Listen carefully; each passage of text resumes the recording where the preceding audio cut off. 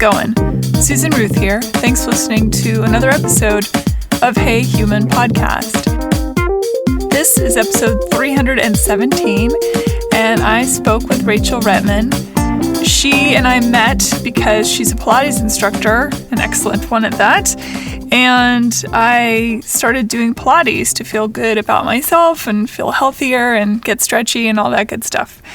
She and I immediately had a connection. She's a really fascinating woman, full of light, very bright and articulate and funny. And I thought, wow, this person is a person I'd like to know. And so we started chatting, and I started hearing more of her story. And I said, you absolutely need to be on Hey Human. And she agreed. And thus we have this episode. Rachel's story is a twist and turn, like so many people, I guess, in life. Hers is definitely a roller coaster ride between being a young child of divorced parents and the trauma that brought on, to being sent, in my opinion, basically kidnapped and sent off to a therapeutic, quote unquote, boarding school and wilderness camp as a teen, and then dealing with just coping mechanisms. So I don't want to give too much away for this show, but going through different coping mechanisms and her story all the way up until now. She's a holistic practitioner. She's a master hypnotherapist. She is a master Pilates instructor. She's on this fantastic journey and has learned a great deal, and I think this episode will be super inspiring for people. We had so much to talk about that I think we are going to have to do it again, because we only got up to right when she moved to Los Angeles, and the adventures beforehand, and her upbringing and childhood and teenage years and college years, up till just a handful of years ago, and when she started doing the holistic practice stuff. So I definitely want to have her back on as a part 2 of her former life and her current life. Definitely keep an ear out for that. This is a longer episode, but like I said, twists and turns like you wouldn't believe. So it's certainly worth the ride. Okay, usual stuff. A reminder that I have a new show called Are We There Yet? And it's on YouTube. And it will soon be a podcast when the website's built. But for now, it's a video cast. And the easy way to find it is to go to Instagram.com/AreWeThereYetIG. And there's a link in the bio to find all the episodes. Once we have 100 subscribers, we get to rename the YouTube channel, or not the channel, but the link, and make it much easier to find. But for now, that's a good way to do it. So go there, go to YouTube, watch the show, and subscribe, and let us know what you think. It's a show about relationships and sex and the journey we're all on. And I'm doing it with my dear friend Mara. It's a lot of fun. It's very vulnerable, and I hope you like it. It's fun to go on these new adventures. Social media, Hey Human Podcast, is on Instagram and Facebook. My personal social media, Susan Ruthism, is Instagram, Twitter, and Facebook. So many. You can email me, susan@heyhumanpodcast.com. Check out on that heyhumanpodcast.com the links page. Every episode and every guest gets a pile of links that I put together to make your life easier if you want to know more about them. So just go there and click away. There's also a store. I partnered with Art of Wear, really cool merch, bags, hats, t-shirts, all the stuffs. Go check that out. It's a great way to support Hey Human, and I designed everything myself, so I have the stamp of approval on everything. And Art of Wear is a really good company. Their products are high-end and lovely, and I think you will be pleased. And if not, they have a money-back guarantee, so as do I. If you want to check out old episodes of Hey Human, you can find them on the website as well. iTunes only holds 300 at a time. I'm not exactly sure how you get to the newer or the older ones on iTunes if they're only showing 300 at a time. There must be a way. I have not taken the time to discover that. I need them. It's on my to-do list. But have no fear. Just go to heyhumanpodcast.com and you can check out all the prior episodes that are, episode 1 through, I guess it would be 17 if they're only showing 300 at a time on iTunes. Rate, review, and subscribe to Hey Human on iTunes or wherever you get your podcasts. Super duper helps, gets the word out, pushes up the algorithm. You know the drill. Please do that. Speaking of things to subscribe to, as if there wasn't enough, I have a YouTube channel. It's youtube.com/officialsusanruth. And you can go there and find all sorts of fun things. I'm going to be uploading this week the interview I did with puppets. Oh, I'm sorry. They don't like to be called puppets. They like to be called felt people. It was a kick in the pants. I really had a blast. And I did it a little while ago, but they're sending me the video so that I can upload it. So keep an eye out for that. Subscribe there as well. That way you know every time I put something new into the machine. SusanRuth.com. That's where you can go to get more information about me, see my artwork, and know more about my music and anything else that I might be doing. And you can also get on the mailing list. And I promise I have so much going on that I will not send out very many emails. So you might get 1 or 2 a year if I'm lucky, because it means I've sat down for 5 minutes and made one. I'm not great at it, but join the mailing list, see what happens. What else? Oh, music. Yes. Speaking of music, my last record, All I Ever Wanted Was Everything, is on iTunes and truly anywhere you can find music these days, Spotify and all the places. Go check it out under Susan Ruth. Take a listen, and I appreciate that. And if you want to contribute, please hit that contribute button on heyhumanpodcast.com. It helps support the show and keep it ad-free and keep it going, and thank you very much. All right. I think that's about that for all of the good news. Oh, I did finally watch all of WandaVision on Disney Plus. So good. Wow. It was really something. I highly recommend that. Don't get paid to say so, just telling you what I think. All right. Stay safe, be well, be kind, take care of each other, and be the love. We need it. Here we go. Rachel Rettman, welcome to Hey Human. Thank you. Thank you for being here. Absolutely. I'm really excited. You are a new friend, and I'm really happy about it. We met because you're a Pilates instructor. Yes. And I just started doing Pilates. Yes. Highly love. So happy to hear it. So good. And you're great. You're great. You make it easy, as they say. Thank you. Yes. But anyway, I'm so excited that you're here. Thank you. I want to know everything. That's super open-ended. I know. Super open-ended. Okay. Should I start at the beginning? Let's do it. Should I start at the beginning?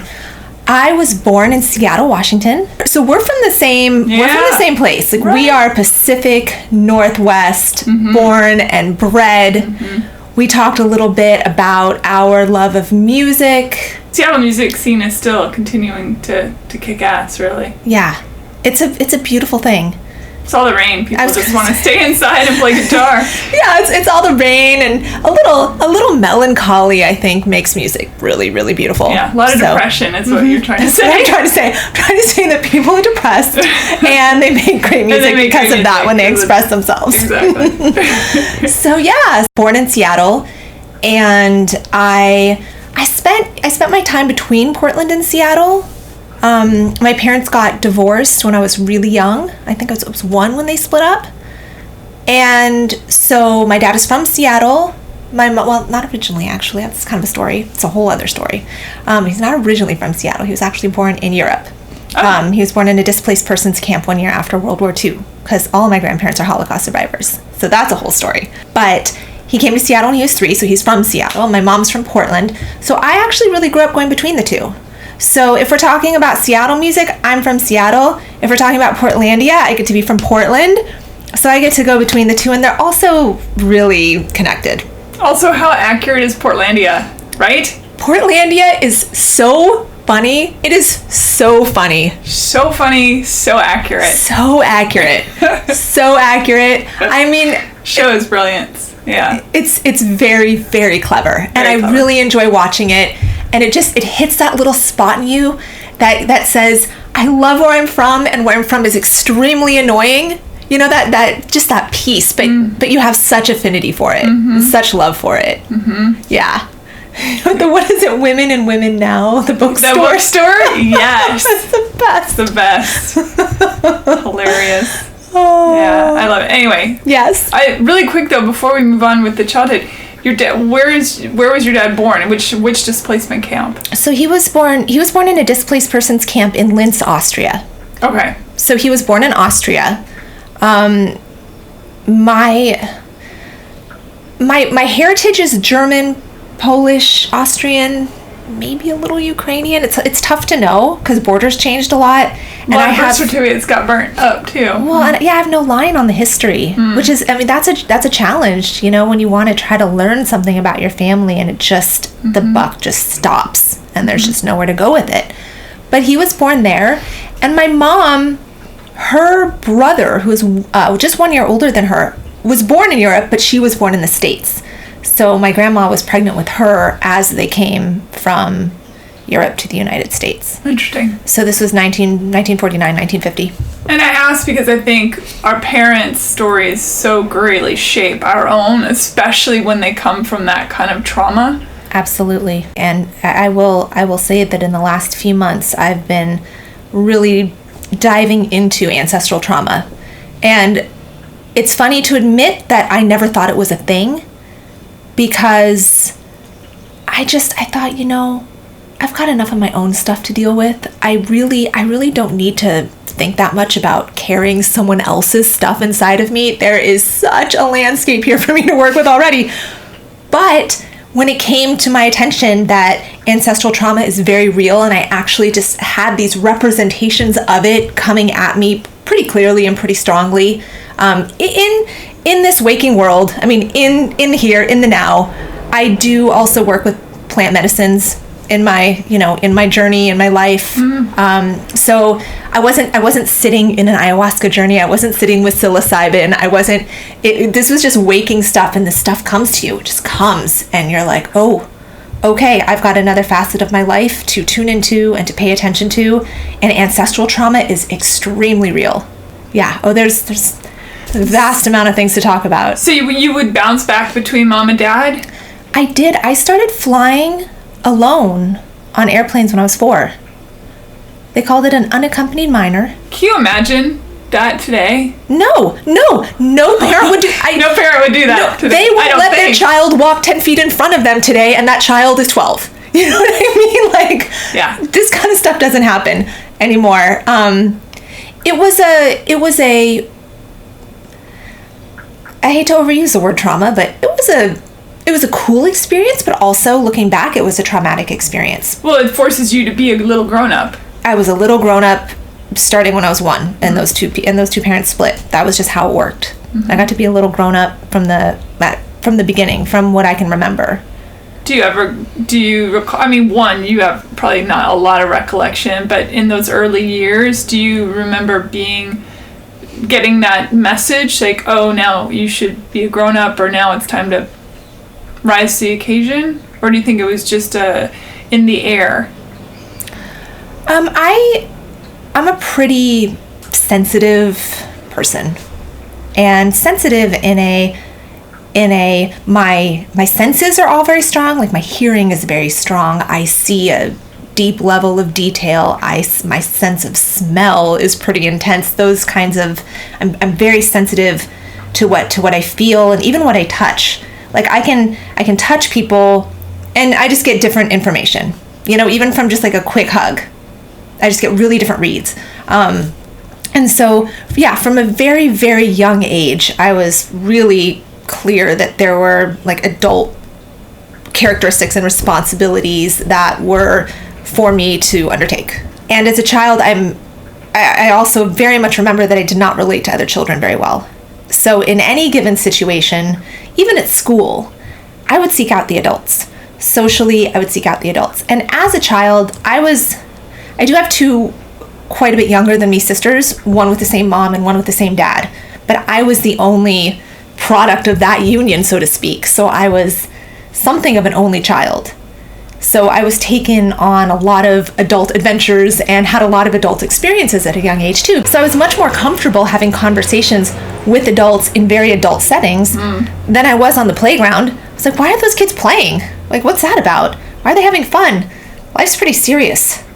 It was very hard to relate to children, period. And also that childlike the exploration and the exploratory side of being a child. The playfulness? Yeah. I just didn't get it. I just didn't get it.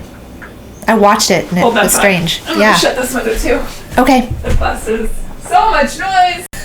I relate to that so much because I too was a little adult who did not get kids at all. So I totally know where you're coming from completely. Yeah.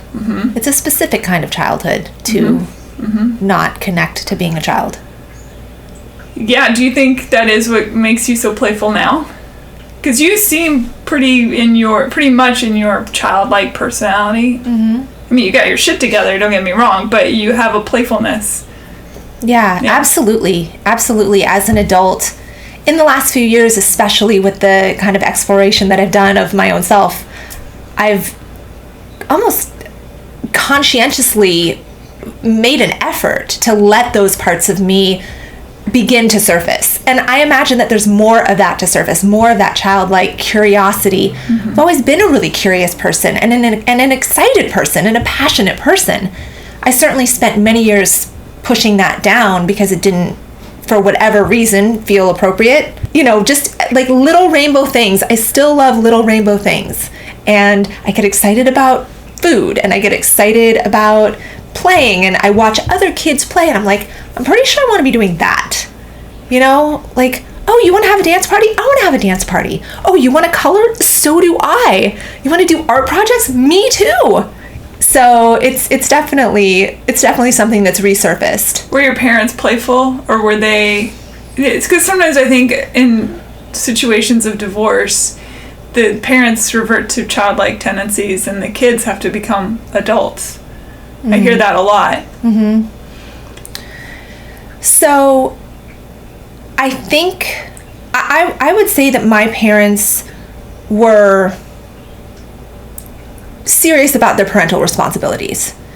At no point did I feel as if I ever needed to care for them in some way or make sure that they were okay in terms of needs being met or roof over our head or food on the table. They were very good providers.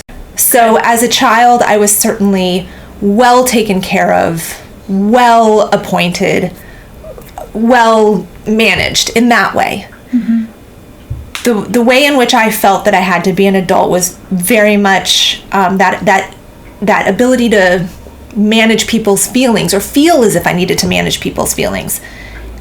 And I think it's important to identify that what we end up connecting into or tapping into as a kid, it might not be, they might not have been sitting there thinking my kid needs to manage my feelings, but I perceived that I needed to be managing everybody's, feelings to an extent because they had a pretty, I'll say, embittered divorce. It wasn't a happy parting. And so I remember being 2 and realizing that to make one happy was to inherently make the other unhappy. Oh, that's and the a lot. reverse. And it was a lot because it was paralyzing is what it was. Because I couldn't take a step in any direction is how it felt. And I've gone back to, there's a certain moment that I go back to. I can go back to it in real life. I've certainly gone back to it in hypnosis. And I'm also a trained hypnotist because hypnosis is fascinating. And Love it. It's something I really wanted to learn about. Big fan. Yeah. It's really incredible. And it's really the closest thing to psychedelics that exists without actually taking in some kind of an outside entheogenic substance. And entheogen is just the word to refer to, psychedelics essentially. But it's going to the same place. You're going into the subconscious. So when you do all these different things, whether it's mushrooms or ayahuasca or any of that, you're also going into the subconscious. And you're doing that with hypnosis too. It's just a different way in. It's just a different path in. Mm-hmm. So hypnosis is fascinating. So there's this place that I go in hypnosis. I go there in the medicine. I can go there in real life and look at it. And it's this very specific moment. And I can visualize it. And I've worked with it. I've done reconciliation with it. But it's this very specific moment at roughly age 2, maybe a little bit before, where I felt myself pulled apart. Like I felt myself really, truly broken in half because I didn't have a way to make anything right anymore. That was a feeling inside of me. And it is paralyzing when you realize that any step in any direction is going to not work for one of the primary people that you most love. Mm-hmm. And that is most connected to you. Mm-hmm. And it felt like there was no way to win. And what do you do when you're that little and there's no way to win? Whatever that even means. And how did I even know all that when I was 2? I guess I just did. We have, I think, really inherent wisdom and knowledge that exists inside of us. Well, and kids are super empathic and mm-hmm. absorb everything around them. Mm-hmm. Absolutely. So picking up on little details that you don't even realize you're picking up on. And parents putting out emotions and ideas that they're not even aware of that they're putting out. Absolutely. And I mean, my mom was 27 when I was born. My dad was 32. I mean, I think of myself at 27 or 29, I guess she was when they split up, or 28. He was, 33, 34. Like, I think of myself then. Oh, I can't even imagine. I can't even imagine what they were going through. The same person I was 2 years ago. Me either. Let alone then. Yeah. So I can only imagine. I truly have nothing but love and respect for them doing the best that they could, the best with their skills, the best that they knew how, in what was an extremely complicated situation. Have you talked to them at all about it now that you're an adult? I've talked to them a little bit. It's a fine line to walk in terms of making sure that, again, here's the little person who always wants to make sure that people feel, protected or okay. Just making sure that you can talk about it in a way that is going to be productive, as opposed to going into the past and ending up in a kind of back in the, he said, she said, or why, or... Yeah, it's very difficult to have conversations with anyone where you're saying, I am hurt by this, or this is how I feel about this, and not have the other person think, you're telling me I did this, and they're actually two separate things. Now, granted, sometimes they are related, sometimes there's no relation. Yeah, absolutely. And people are entitled to feel what they feel. Absolutely. I mean, even recently in a dating situation, I really got to look at abandonment. I got to look at abandonment because if you go back to what I just talked about, I felt in that whole situation, I felt abandoned. Nobody necessarily abandoned me. I just felt total abandonment by the fact that I couldn't go in any one direction without, feeling mm-hmm. paralyzed. Mm-hmm. And I felt lost, and it was confusing. And I guess when I was with one, I sort of did kind of feel like the other one left, even though nobody ever left me and everybody really loved me. If they didn't really love me, this is more of an adult realization, not how I felt as a kid. But if they didn't really love me, they wouldn't have each worked so hard to be in my life and, try to protect me in the way that they knew how. Mm-hmm. So of course they loved me more than anything. But it was a really interesting realization to feel abandonment come up and say to myself, I simultaneously feel abandoned and this person is not abandoning me. Mm-hmm. And it was just this, it sounds sort of simple to say it, but when you're in the midst of the feelings, to be able to separate out feeling abandoned and then know that someone also isn't abandoning you, it's actually a lot to do. It's a lot to do with your feelings and to separate those two. Mm-hmm. So there's a lot of room in this world to have multiple things existing at the same time. And the idea that when you have those feelings as an adult in a relationship, whether it's friend or coworker or, lover, whatever it is, that knowing that the trigger, the thing that's setting you off, may in fact have very little, if anything, to do with the moment in time, that it's actually the moment 20 years ago or 30 years ago. Mm-hmm. Exactly. I mean, one good sentence from my mom, and I'm 7 again, right? Right. Yeah. Totally. And then anyone that says things that are like mom, suddenly it's, I'm 7 again, and you're being my mom, and I don't like it, so I'm going to get mad, or I don't like it. And the other person has no idea what they just said. They're just like, what are you talking about? Exactly. Yeah. It's being able to go into our own experience and look at that and be able to, because someone might feel abandoned and lash out. And then the other person's like, wait, I don't even understand why you're coming at me with all this stuff. Versus being able to say, I feel abandoned. I know you're not abandoning me. This is me working through my stuff. That's a very honest, real conversation to have with someone. Absolutely. That's allowing someone to know a state that you're going into, or a way that you're feeling, or something that you're experiencing. And in that situation, they can support you. And if they want to. Being vulnerable enough to trust that they'll hold that space while you go through it, and not use it against you. Exactly. And sometimes you have to go through that to see if that's going to be the case or not.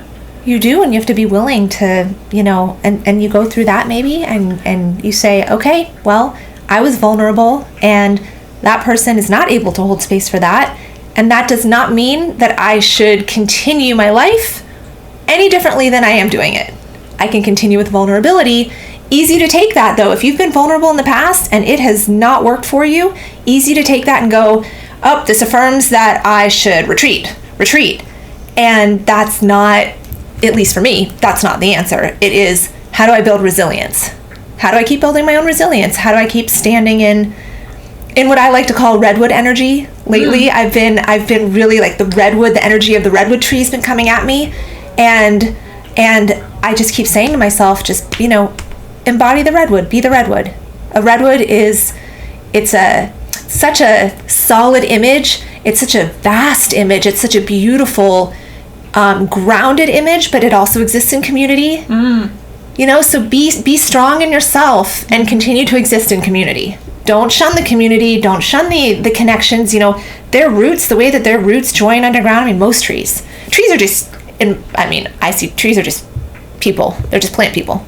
Look at, we're surrounded by plants. We are surrounded by plants. It's beautiful. But being able to say to yourself, okay, well, I've practiced a new skill, or I've practiced the skill of being able to hold myself and hold someone else, and it didn't really work out. I didn't get the support that I'd hoped for. In this previous relationship you're talking about, or just in any moment that you choose to trust somebody with your feelings, and you feel like that's not really, either not reciprocated, but that's not really supported in the way that you were hoping for, or supported at all, or whatever it may be, and that is not a call to change. It's just it's a call to keep going and know that there are, of course, going to be people that come along and that really want to support you. I think about the plant shooting up through the concrete. Absolutely. There's always a way. When did you come into this realization? Was it adulthood, or did you start getting glimmers of that thought process when you were young? Oh, no, definitely adulthood. I would say that as a kid, there was so much going on, and my parents had a very litigious divorce, so there was a lot of arbitrators and mediators and lawyers and therapists, and it was a very involved situation. And so I was usually pretty spun up in trying to sort what all that was, and I was going to say trying to sort how I felt, but I didn't really know how I felt. I was just trying to get by. Starting at a pretty young age, I was like, I just gotta navigate this somehow, and I don't know how. So I keep talking to the adults. They seem to understand what you say, so just keep talking to the adults. But you were in therapy too? They put you in therapy to... Yeah, I think that, but I don't know if my parents chose to, or if when you get divorced and your kid is that young, if it becomes even court ordered. I started going to therapy when I was really little, and then I had a lot of therapy. There were the therapist at my mom's, and the therapist at my dad's, and then like a family therapist at my mom's, and a family therapist at my dad's, and there were school therapists, and then there were court therapists. There was a lot of different people that were part of the therapy team. Which is also interesting to put a kid through, because although I am absolutely a believer in therapy, I think about all these different kinds of therapy. Every therapist has their own way of doing things. And then here's this kid who, when you're little, you have to be in the clouds a bit, right? But therapy is very grounding, and it forces you really into your feelings. I think that would be really heavy. It was really heavy, and I think one of the things that it also forces you into is your thoughts. Because, at least for me, too many feelings weren't particularly safe. And I recall getting a lot of feedback to the tune of, if I was feeling something, I should either not be feeling it or feeling something else. So trusting my feelings has been very much a more recent part of my journey. But as a, intellectually gifted person, I could always use my words and my thoughts. And in a way, well, it's a wonder. Every characteristic we have is going to have its, kind of pluses and minuses. Shadow and light. Yeah, always the shadow and the light. Sure. So, did you learn to manipulate early? So you, to an extent. Yeah. But I'm actually, I don't like being manipulative. And as an adult, that is something I have made some really conscious choices against, or to move away from. Knowing what I could do, and then choosing not to do it. There's been a lot of situations where I've been like, man, what I could get out of this if I wanted to.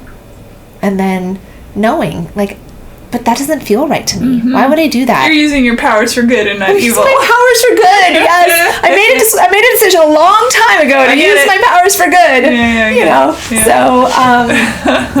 So I did. I learned a lot about how to think and how to speak. I learned a lot in the realm of the mind. And that's been, in some ways, to the detriment of the realm of feeling, although I can speak very well about feelings, and I can feel much more now. And then taking feelings and actually being able to allow them to go into your body is a whole other, very different level. One that I would say I'm working with much more now. And it is beautiful and petrifying. And it is glorious and very hard. And it is painful and excruciating and super, super incredible. That somatic form of life is it's pretty next level. So my next question would be, just because I recognize this child you're describing, even though my parents are still married, I still recognize this child. When did you do drugs for the first time? Or alcohol? When did I do drugs? When did you start leaving your body? I probably first smoked pot when I was maybe 14. Sure. I was 14. And drugs play a big role in my life story. Big role. Which I imagine that we can spend some time on. Let's do it. But I probably first smoked pot around 14.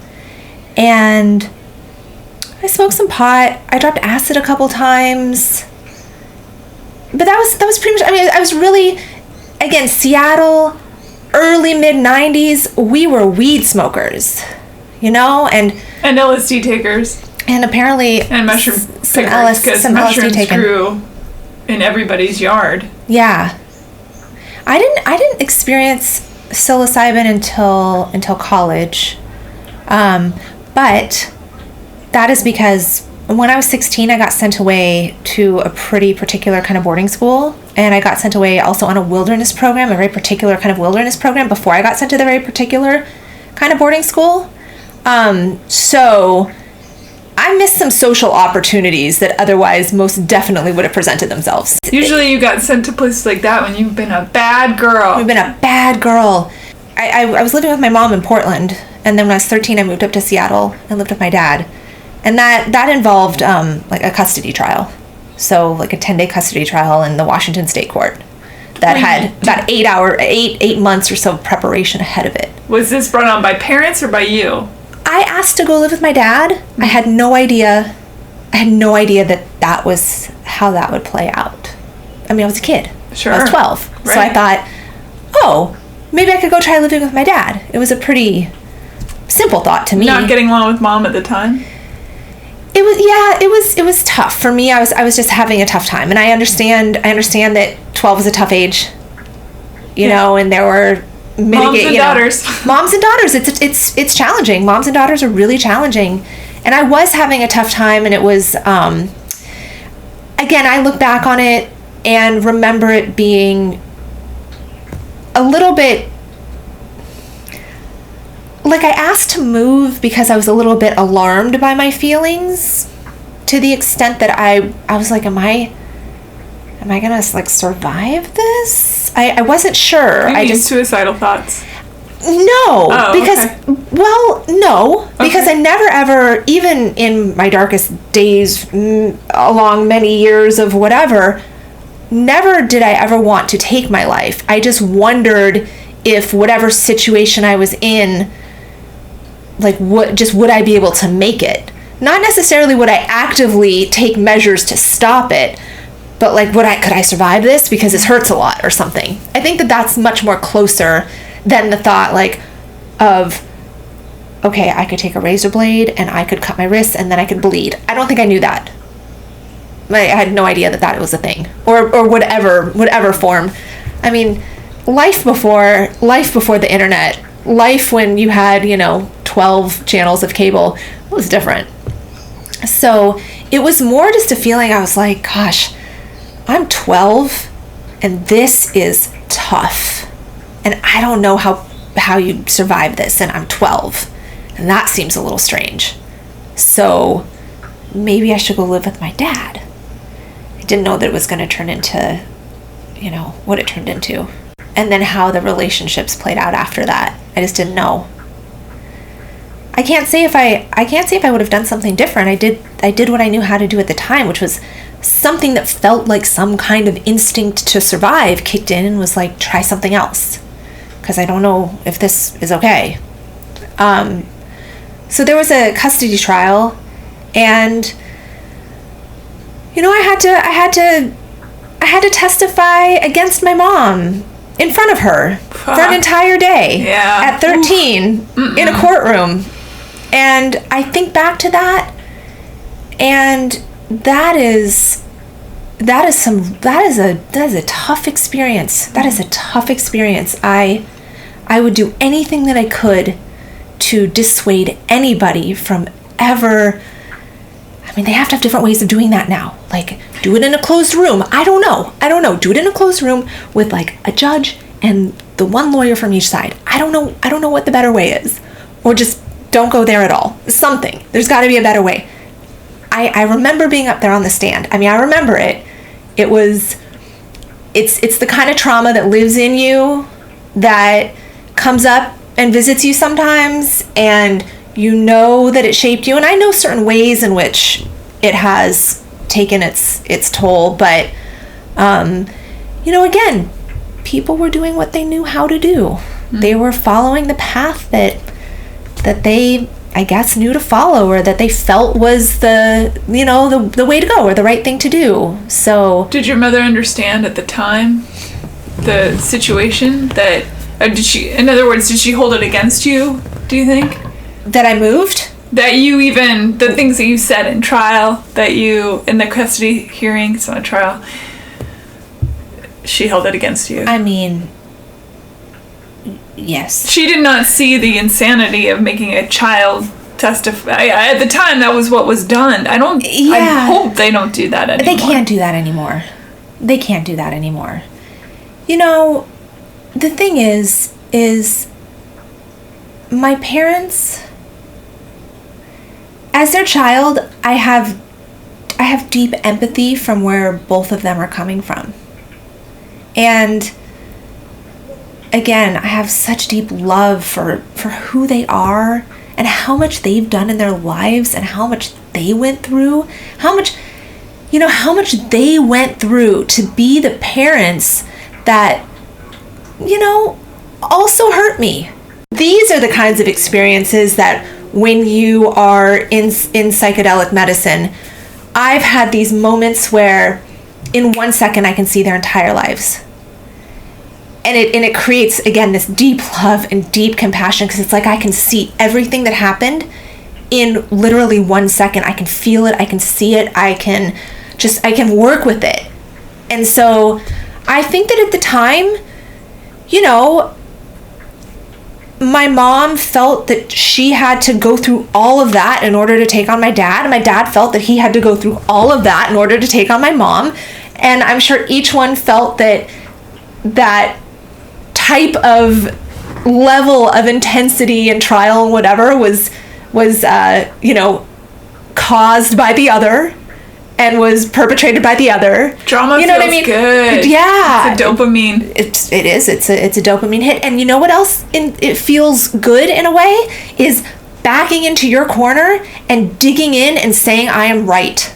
And under no uncertain terms will I ever be convinced that there is a different way other than my way. The old my way or the highway. And I get it. And that is also a survival skill. And we can look at all of the things that have happened to us that have hurt us, or who we are and how we've hurt ourselves, because ultimately you learn to hurt yourself and you learn to do it really well. And especially when the person that originally hurt you isn't around, so then you have to take up the mantle and hurt yourself the way they hurt you. Absolutely. Until you figure out how not to do that anymore. Right. Once you turn 18 and you head on out or whatever it is, you're like, okay. Then you go find all the people that hurt you just as bad as whichever parent fucked you up. Exactly. You go find all those mirrors, and you get all those mirrors to show you that image over and over again. And it's really interesting how we are the victim and the perpetrator live within. Well said. So we went through the trial. My mom didn't really have much to do with me from 13 to about 19.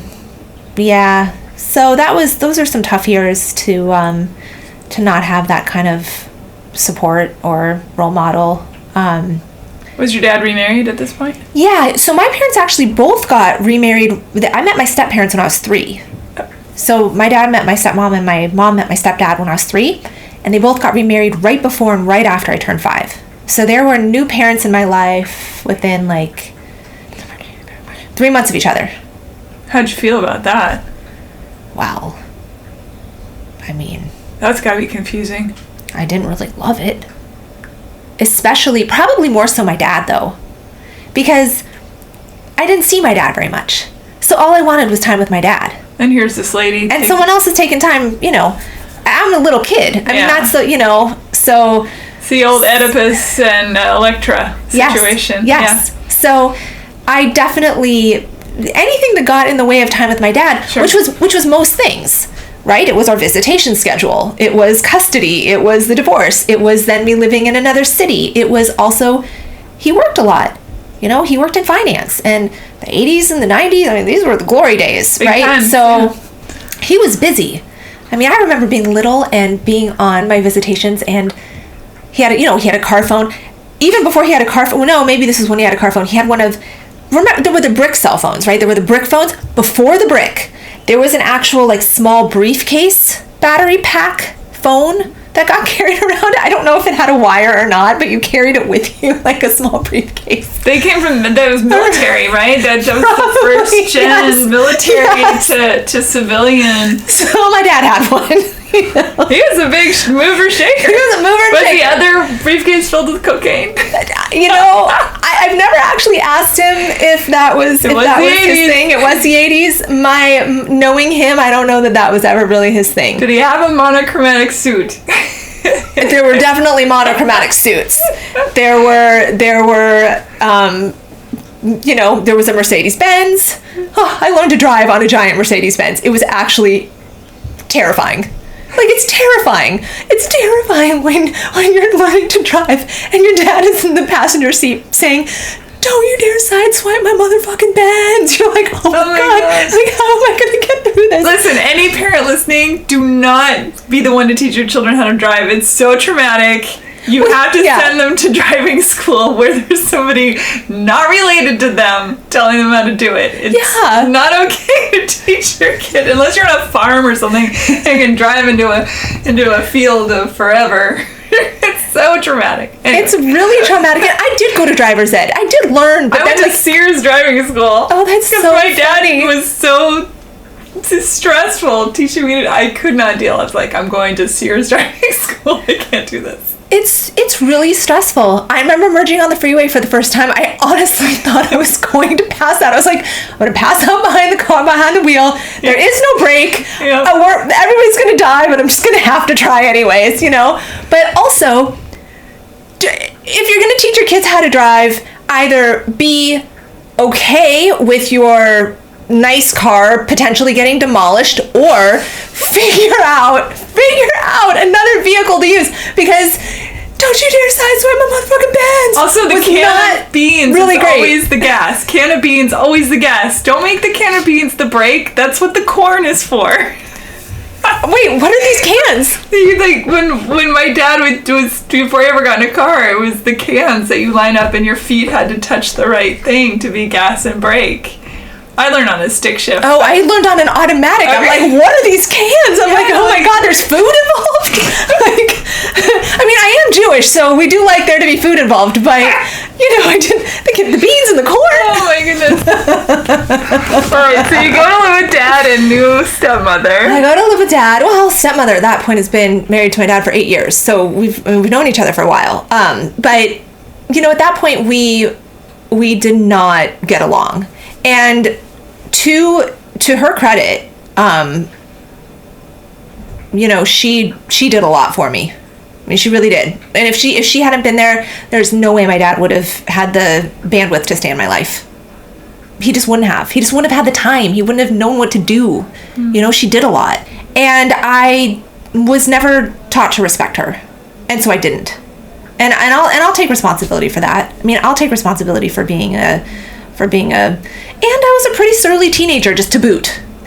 I wasn't mean or something, but I was... I don't know how parents survive teenagers, period. Right, because teenagers are, by definition, horrible. A giant pain in the ass. Like, we're just... emotional. You know, it's just... It's...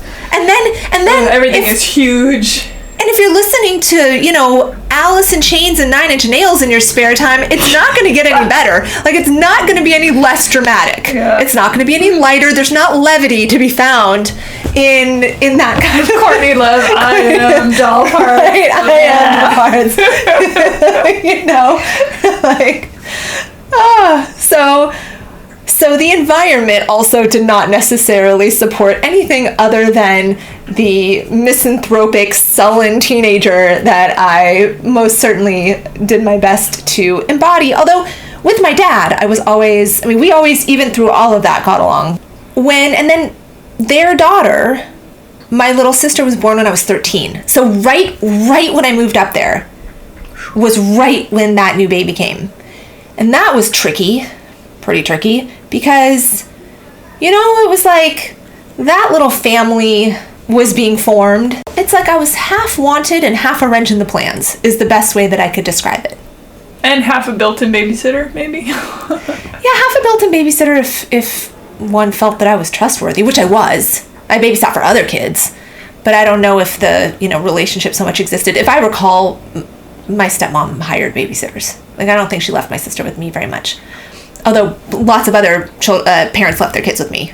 When I was 16, one morning I was woken up. Well, it's funny. I remember I was laying there in bed, and I saw my dad come in and take my wallet. Like, but it was almost like a dream state. I was like, my dad just come into my room and take my wallet? That was weird. And then he woke me up a little while later and was like, I need you to get up. I need you to get dressed. And we're going to go somewhere. And I was like, okay. I mean, listen, the only person who could deliver information like this to me was my dad. Anyone else, I would be like, no, we're not. I was like, okay, you're my dad. And And then this guy who was one of the dads in my carpool, who honestly I really didn't like of all the parents, this was one I wasn't a huge fan of, he shows up.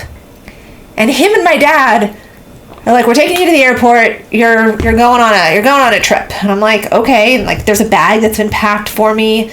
And I have no idea. Nobody's telling me where I'm going. Nobody is telling me what happened. Had you been a crazy teenager right before this? Or were they? No, I would not say that. I mean, I was smoking my weed. Sure. And as you do. And I think sometimes I was smoking some cigarettes, as you do. And I had dropped acid a couple times, as you do. Were they aware of this happening? I'm pretty sure that they were. And I had, I'd gotten drunk a few times, but I wasn't really, alcohol wasn't something that was, big on my radar. That came in college, and But you were still towing the line. I mean, you went to Temple and did all that stuff? I did, and I went to one of the best private schools in Seattle, and I was getting very good grades. Like, so school, but school was never an area that school was a safe haven for me. School was a place I loved. School was a place that I did well, and That's where we differ. Hated it every second. Yeah. Anyway. I loved school. Ugh. School was where I could...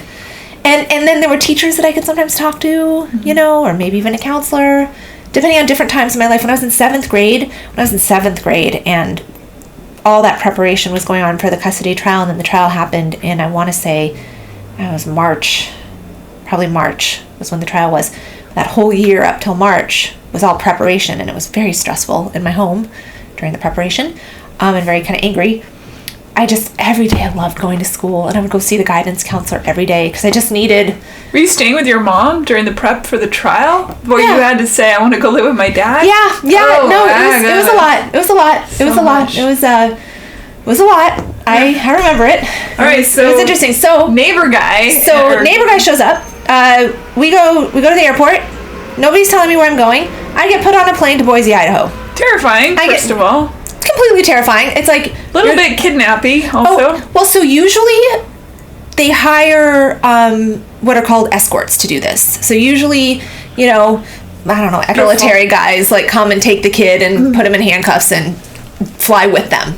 But a lot of kids who end up in these circles are combative. And also, by the way, we now know that those schools were super abusive and horrifying. Yeah, we're going to see if I can elucidate on that one for you. They are super abusive and horrifying.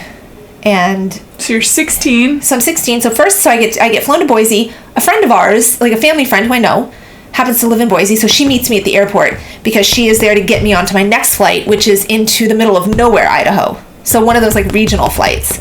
So then I get to the middle of nowhere, Idaho, and I'm picked up by a couple of dudes who are like, "You're coming on a program? Come with me." And they take me and drive, hours. And of course I'm mouthing off to them the whole time. I mean, I'm just like, I have a number of mean things to say to them. Where are you taking me? You'll see when you get there. That's all I heard. You'll know when you need to know. You'll see when you get there. Those are the only answers that you get. So they take me out to the middle of nowhere. I get strip searched. I get reissued. By men or women? I don't remember. I actually don't remember. There had to have been a woman. There had to have been a woman. Did there though? There had to have been a female. I don't know. I have no idea. Because I've been reading up on these places and not necessarily, unfortunately. I don't remember. It's all traumatizing and abusive and very sick. I mean, I don't think that I cared at that point. You know what I mean? Like, at that point, I'm being driven into the middle of nowhere by people I don't know to do, I don't know, for I don't know how long. Like, surprise, you're in a cult. Right? So I'm reissued, Army surplus gear. And basically I spend the next month hiking and learning certain survival skills and... Handy, but... Yeah. Also weird. Very crazy. I do 2 stints of what's called solo, where you're just like out in this hut for 4 days alone, and every day we ate a small cup of oats and raisins to start, and then hiked all day, no food, lots of water. And then when we got to wherever we were camping, we got a full mug of rice and lentils, and that was what you ate. I think that we also had some noodles. I think we also had some dried pasta noodles with us. So hungry exercise to a point of exhaustion, probably. Yeah. Was there abuse? No, there was no abuse on this particular wilderness program. I think that many of them did come with abuse. I think so too. I was not abused, nor did I witness any abuse. Was this Outward Bound? No, Outward Bound is is a program that you choose to go on. Okay. So people electively go on Outward Bound. I just remember kids getting sent to Outward Bound when we were in high school. Yeah, that would have been nice. That would have been lovely. But this was a advanced version of Outward Bound. It was called SUS, SUWS. There were other ones. Off the top of my head, there was Red Cliff's Ascent. There was one in Provo, Utah. I mean, anyway, I went on this program. I thought I was going home afterwards because I just disappeared. I didn't get to tell anyone. I didn't get to tell my friends. I just left. And then I found out while I was there that I wasn't going home, that I was going to a boarding school, a special boarding school for the same kids, an emotional growth boarding school, a school for aberrant youth. And also not a great track record at those places. Those are rife with... Remember before we started the interview, I asked you if I could stop if I needed to go to the bathroom in the middle of the interview? Yeah, so I got that one from boarding school. And it's funny. I mean, to this moment, I'm like, oh wait, am I allowed to? So I'll tell you why in a minute why I asked you that. Yeah, I got sent to this boarding school. It was called the Cascade School, and it was in Northern California. I think it went out of business somewhere in the mid 2000s. So I was there from 95 to 97. And it is, these emotional growth aberrant youth boarding schools this one was actually started by descendants of members of a cult called Synanon, which was a cult from the 70s. And some people left to start a boarding school in Southern California called CEDU, C-E-D-U, which is probably also not in business anymore. And then some people left CEDU to go start Cascade. So just to give you also an idea of, these schools are prohibitively expensive too. And I say that because the market that they created, I mean, I went to Boston University, and which was probably still, but certainly at the time, one of the most expensive private universities in the country. And my dad was like, this is like nothing compared to your boarding school. Like, this boarding school in the mid 90s was like, once you included all the expenses and flights and whatever, like $75K a year, which is a ton of money. I mean, I think maybe graduate schools at top universities by now, including everything, are starting to come towards those types of numbers. And college education in the last 20 years, 25, it has just gone so far out of control. It's bonkers. So this is so bonkers. So what happened at this place? So this school is it's how do I put it? It's sort of the break you down to build you up, I suppose, type of a model. It is very, very shaming, so their whole thing was, we don't have physical violence, but you can, in certain areas or in certain times, say anything you want, in any way you want to. So we had these things called forums. So 3 times a week, you would sit in forums. And forums was like a circle of people in a room. And in forums, you were not allowed to leave to go to the bathroom. So you could not leave under any circumstance. You could not leave the forum. You could not leave to go to the bathroom. These things, by the way, were 3 to 4 hours. So you had to really monitor your fluid intake, so among other things. So when you went into the forum, and they happen every Monday, Wednesday, Friday from roughly 2 to 6 p.m. or so. Maybe it was 2 to 5:30. And by the way, I was at this boarding school for 26 months. So I sat through over 300 of these forums where you can say anything you want to a fellow student. So a fellow student can say anything they want to a fellow student, and frankly, counselors jump in too. And so it is not, hey, I'd like to talk to you about how I'm feeling. It is, we can swear on here, right? Yeah. Mm-hmm. I try not to swear that much in general, but I mean, it is, you get in there and people just, you would see people have to be at least 2 seats away from you in order to, it's called an indictment, so in order to indict you. And you would sit down and you would just watch people get up to go across the room, and you were like, oh man, and they would go across and be like, you motherfucking cunt, fuck bitch, fuck you, you piece of shit, garbage shit bitch, whatever. But for like 30 minutes, an hour, and you just sat there and you were like, and then, the counselor or whoever would step in. What does it feel like to be such a cunt, Rachel? Or whatever. Go ahead.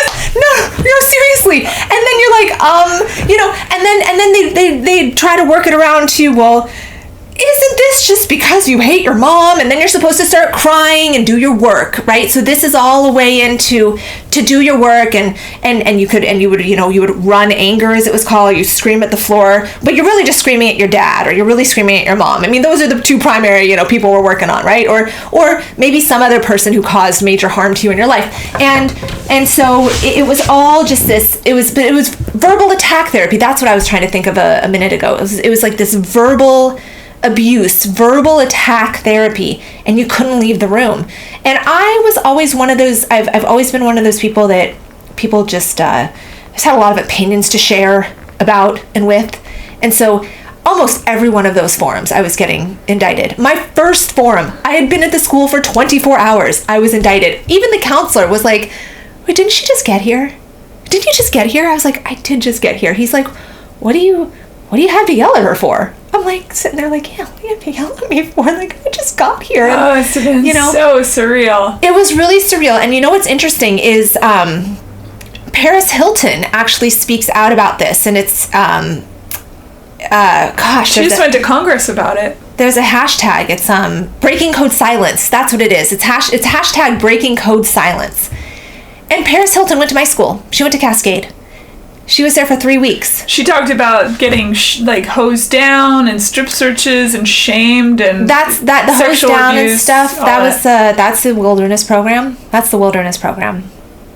And I'm glad that she somehow got her parents to talk her to pull her out of there after 3 weeks. Like, good for her, because like I said, I was there for 26 months. Like, it was a lot. It's a lot to go through.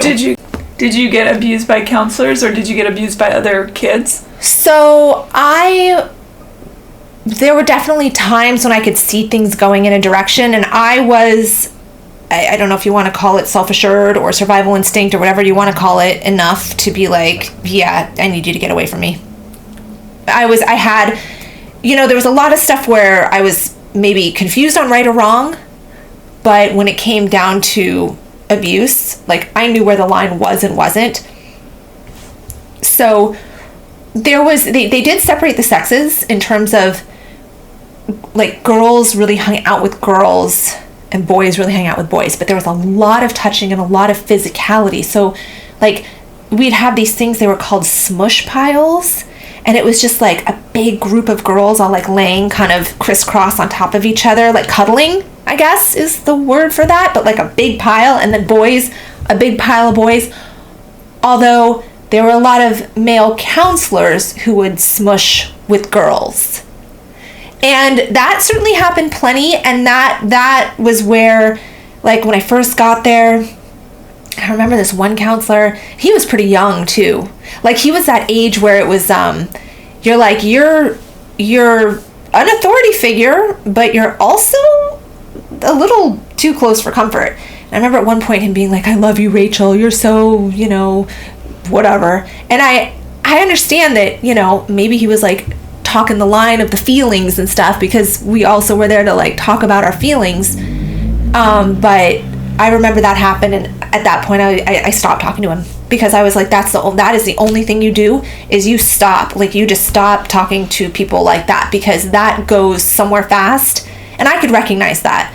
And so as soon as a student shows that they are onto something, that is not someone that they keep going after. Right, predators. They're looking for prey. Yeah. And I was pretty quick to shut stuff like that down. But there's a couple of counselors, and there's students. So most of the people who screamed at me were other girls, and I mean, there's this one girl. It still comes to me. Like, I can still hear her screaming at me. I can still hear her just like cursing me out and screaming at me. Like, just, yeah, I can still, because she had this like super high voice, and she would get so mad, and she would get so like enraged. Well, we see what a frenzy will do. Yeah, it really like frenzied. Absolutely. Yeah. And it was scary, and you just sort of sit there and take it. I mean, at a certain point, I, on the one hand, desensitized to it. I was just like, well, it's Monday, Wednesday, and Friday, so I'm about to go get, my ass handed to me. But I also like developed incredible stomach issues, as you can imagine. And I still have stomach issues to this day. And I think I had some before. I think I always carried some nervousness in my stomach since I was a little kid. But I can pretty directly trace some maybe I got an ulcer. I might have.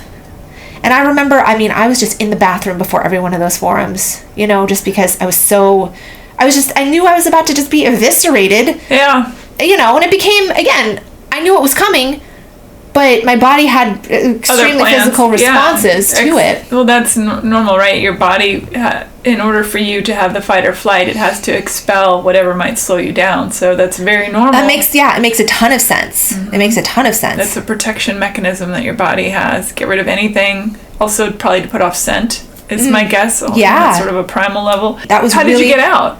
I got out because I graduated high school. 26 months. Like, I was there. It was a 2-year program. Mm-hmm. So I graduated the program at the same time that I graduated high school. And actually, it's funny because when I turned 18, technically I could have left. Mm-hmm. And by the way, this boarding school was about an hour east into the mountains from Redding, California, which is already nowhere much. And so there was nowhere to go. I mean, kids did run away, but there was really nowhere to go. And were you allowed to communicate with your parents? You could communicate with your parents, but I was cut off from all my friends. Nobody ever knew what happened to me. I disappeared out of thin air. And I finished high school there, so there was no going back. Mm. There was no repairing any of the cut ties. Just like I left Portland at 13. There was no repairing any of those cut ties. Just like I was constantly going between Portland and Seattle, never in one place. There was no, being able to establish into any one place. And then I went and duplicated that in my adult life.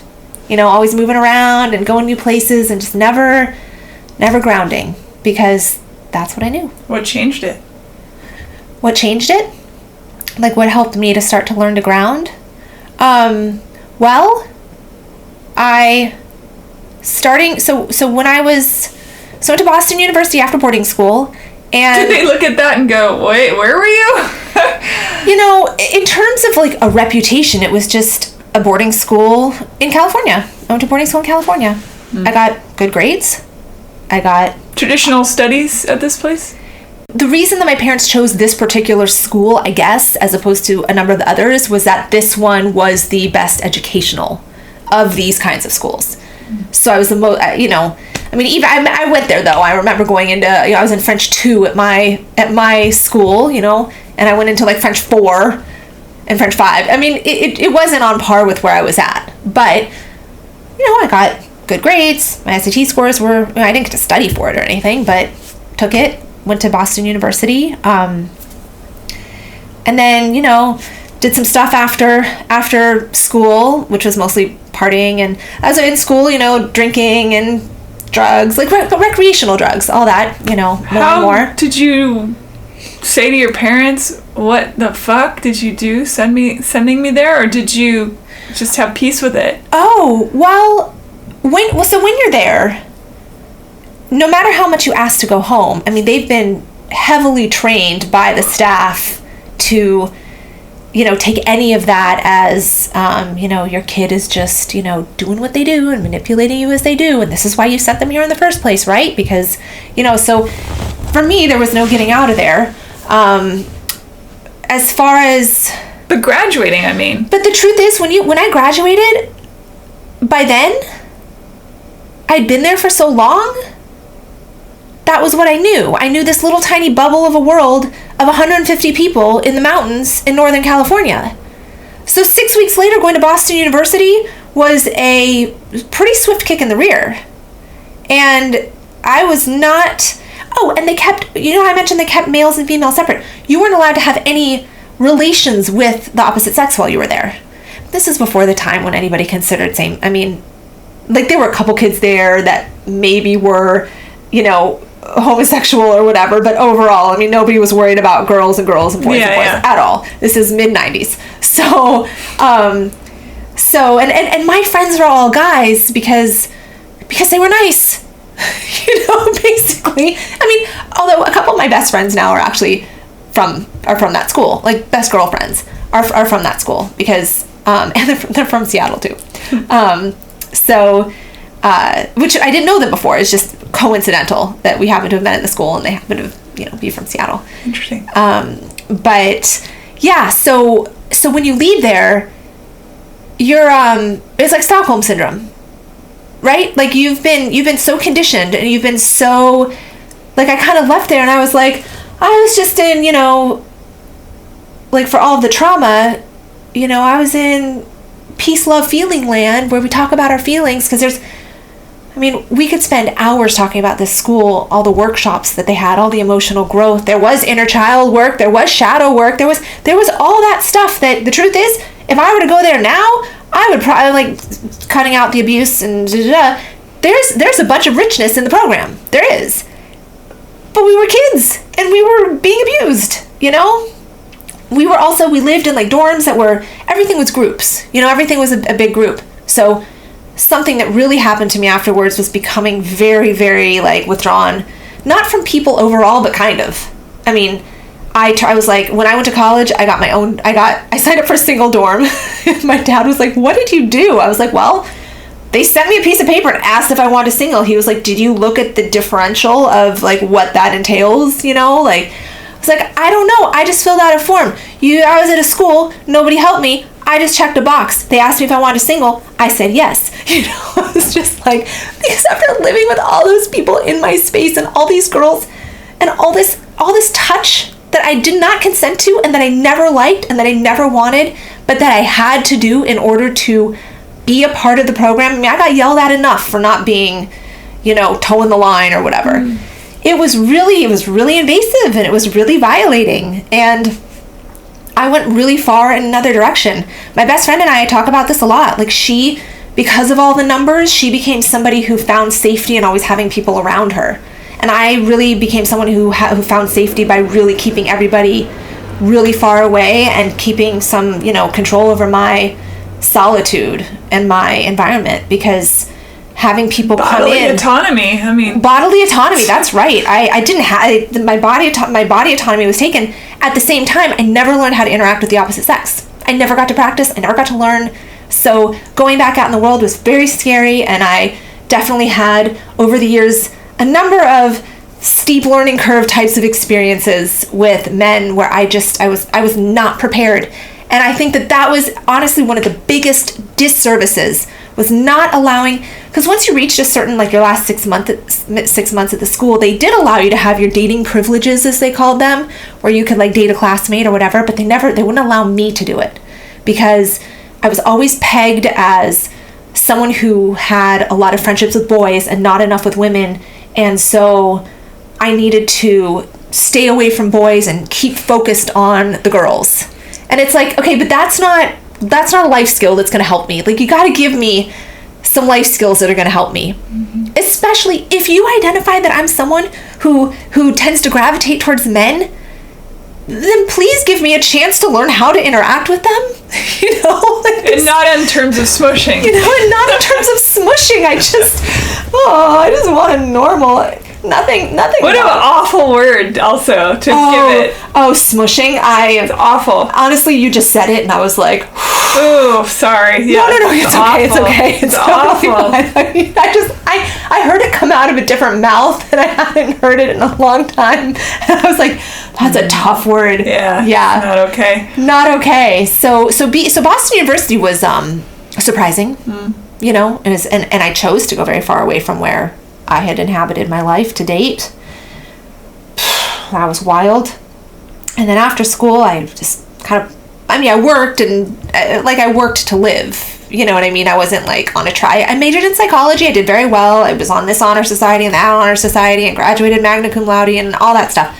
None of that stuff is particularly super interesting to me, right? Because those aren't things that, like, it's great. I did what I was supposed to do. I went to college. And then I went to graduate school. Because I'm like, that's what you do. You know? Like, that's what you do for my family. What's your master's in? My MBA. Yeah, so I went to business school. I went to Georgetown from 2004 to 2006. Oh, you love expensive schools. I do. Love me those East Coast schools. Cha-ching! Yeah. Hey, listen, we got to make the economy go round. Yeah, it was an interesting few years between college and graduate school. Again, a lot of partying, a lot of just sort of, I don't know. I mean, it's like I woke up. I feel like. Van Winkle.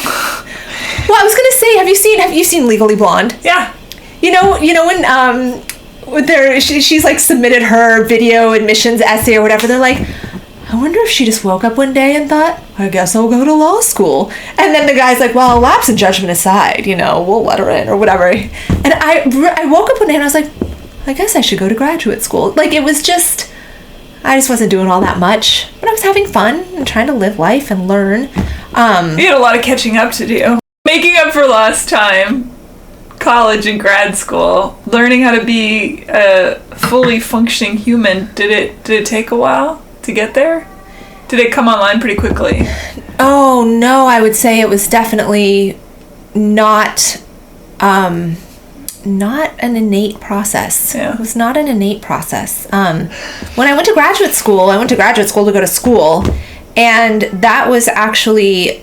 Back then, we talk a lot about the mind-body connection now, right? Sure. And I work in the field of mind-body connections.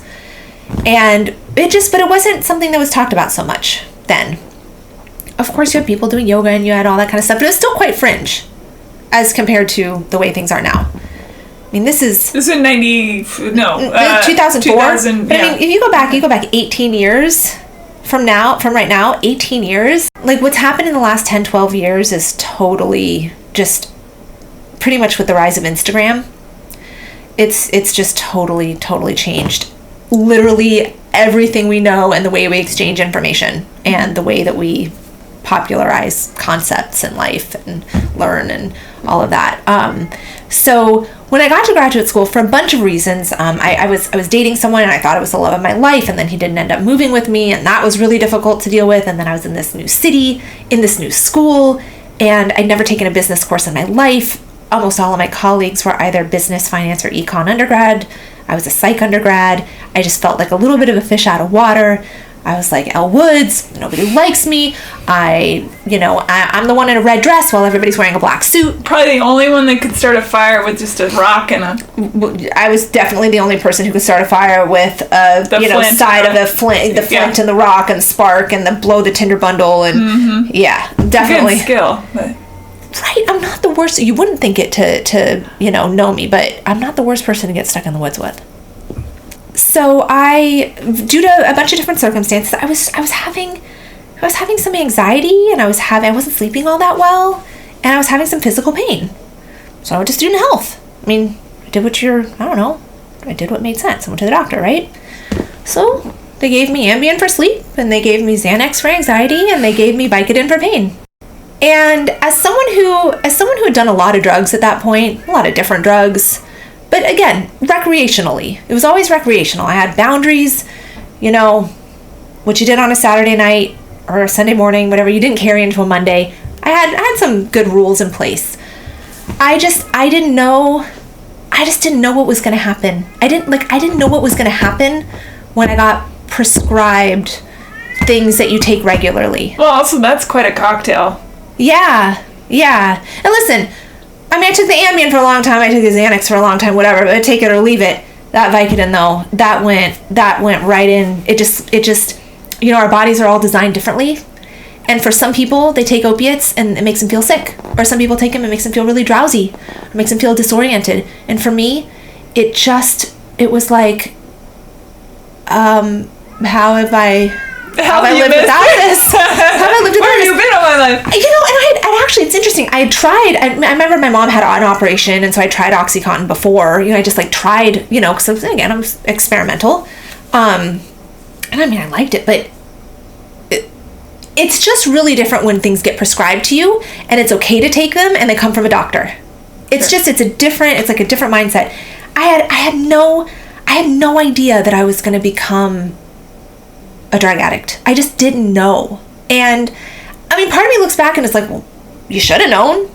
You weren't inexperienced with drugs. It's not like you didn't know. It's not like, I knew not to do cocaine too often. But I think but it was different. You bring up a good point. It's different. You've got a doctor prescribing it. You have bona fide pain. And that's why the opioid crisis got to be the level that it is. Yeah. Because it, especially for white women, which got prescribed it a lot. And now white men too, but white women especially, there was a time frame where that was just the go-to drug. Absolutely. And it starts with Vicodin sometimes, then it becomes like a couple every day, and then becomes a couple times a day. Because the receptors are not feeling the thing anymore, and you have to keep pushing. Yeah. I explain it like a receptor, it's a mouth. And every time you feed that mouth gets a little bit bigger. And then you just need to put a little bit more to get the same level of satiation. And then you just need a little bit more for the same level. And that mouth just gets bigger and bigger and bigger and bigger. And then you can just really never quite fill it because it becomes so big and so vast and you just can't fill it. How many pills are you taking at your height? Well, yes. So at the height, have you ever taken a Percocet? Like, have you ever taken... I am one of those people that get physically ill. You get physically ill? Wow, okay. I get barfy. Yeah. I did morphine once after surgery, and it was fun, but also barfy, and then you don't poop for like 2 weeks, It causes some serious trouble to your body. By the time I got to my height, I was taking the equivalent of 200 Percocets a day. Holy shit. How are you affording that? Because that can't be cheap. It was completely cheap. It was covered by insurance. It was $5 a month. That level? $5 a month. Well, so when you just spoke to how a, I guess, well-presented, nice, beautiful white woman, sure. Yeah. I anything. So how did I afford it? It was the cheapest thing that I could do.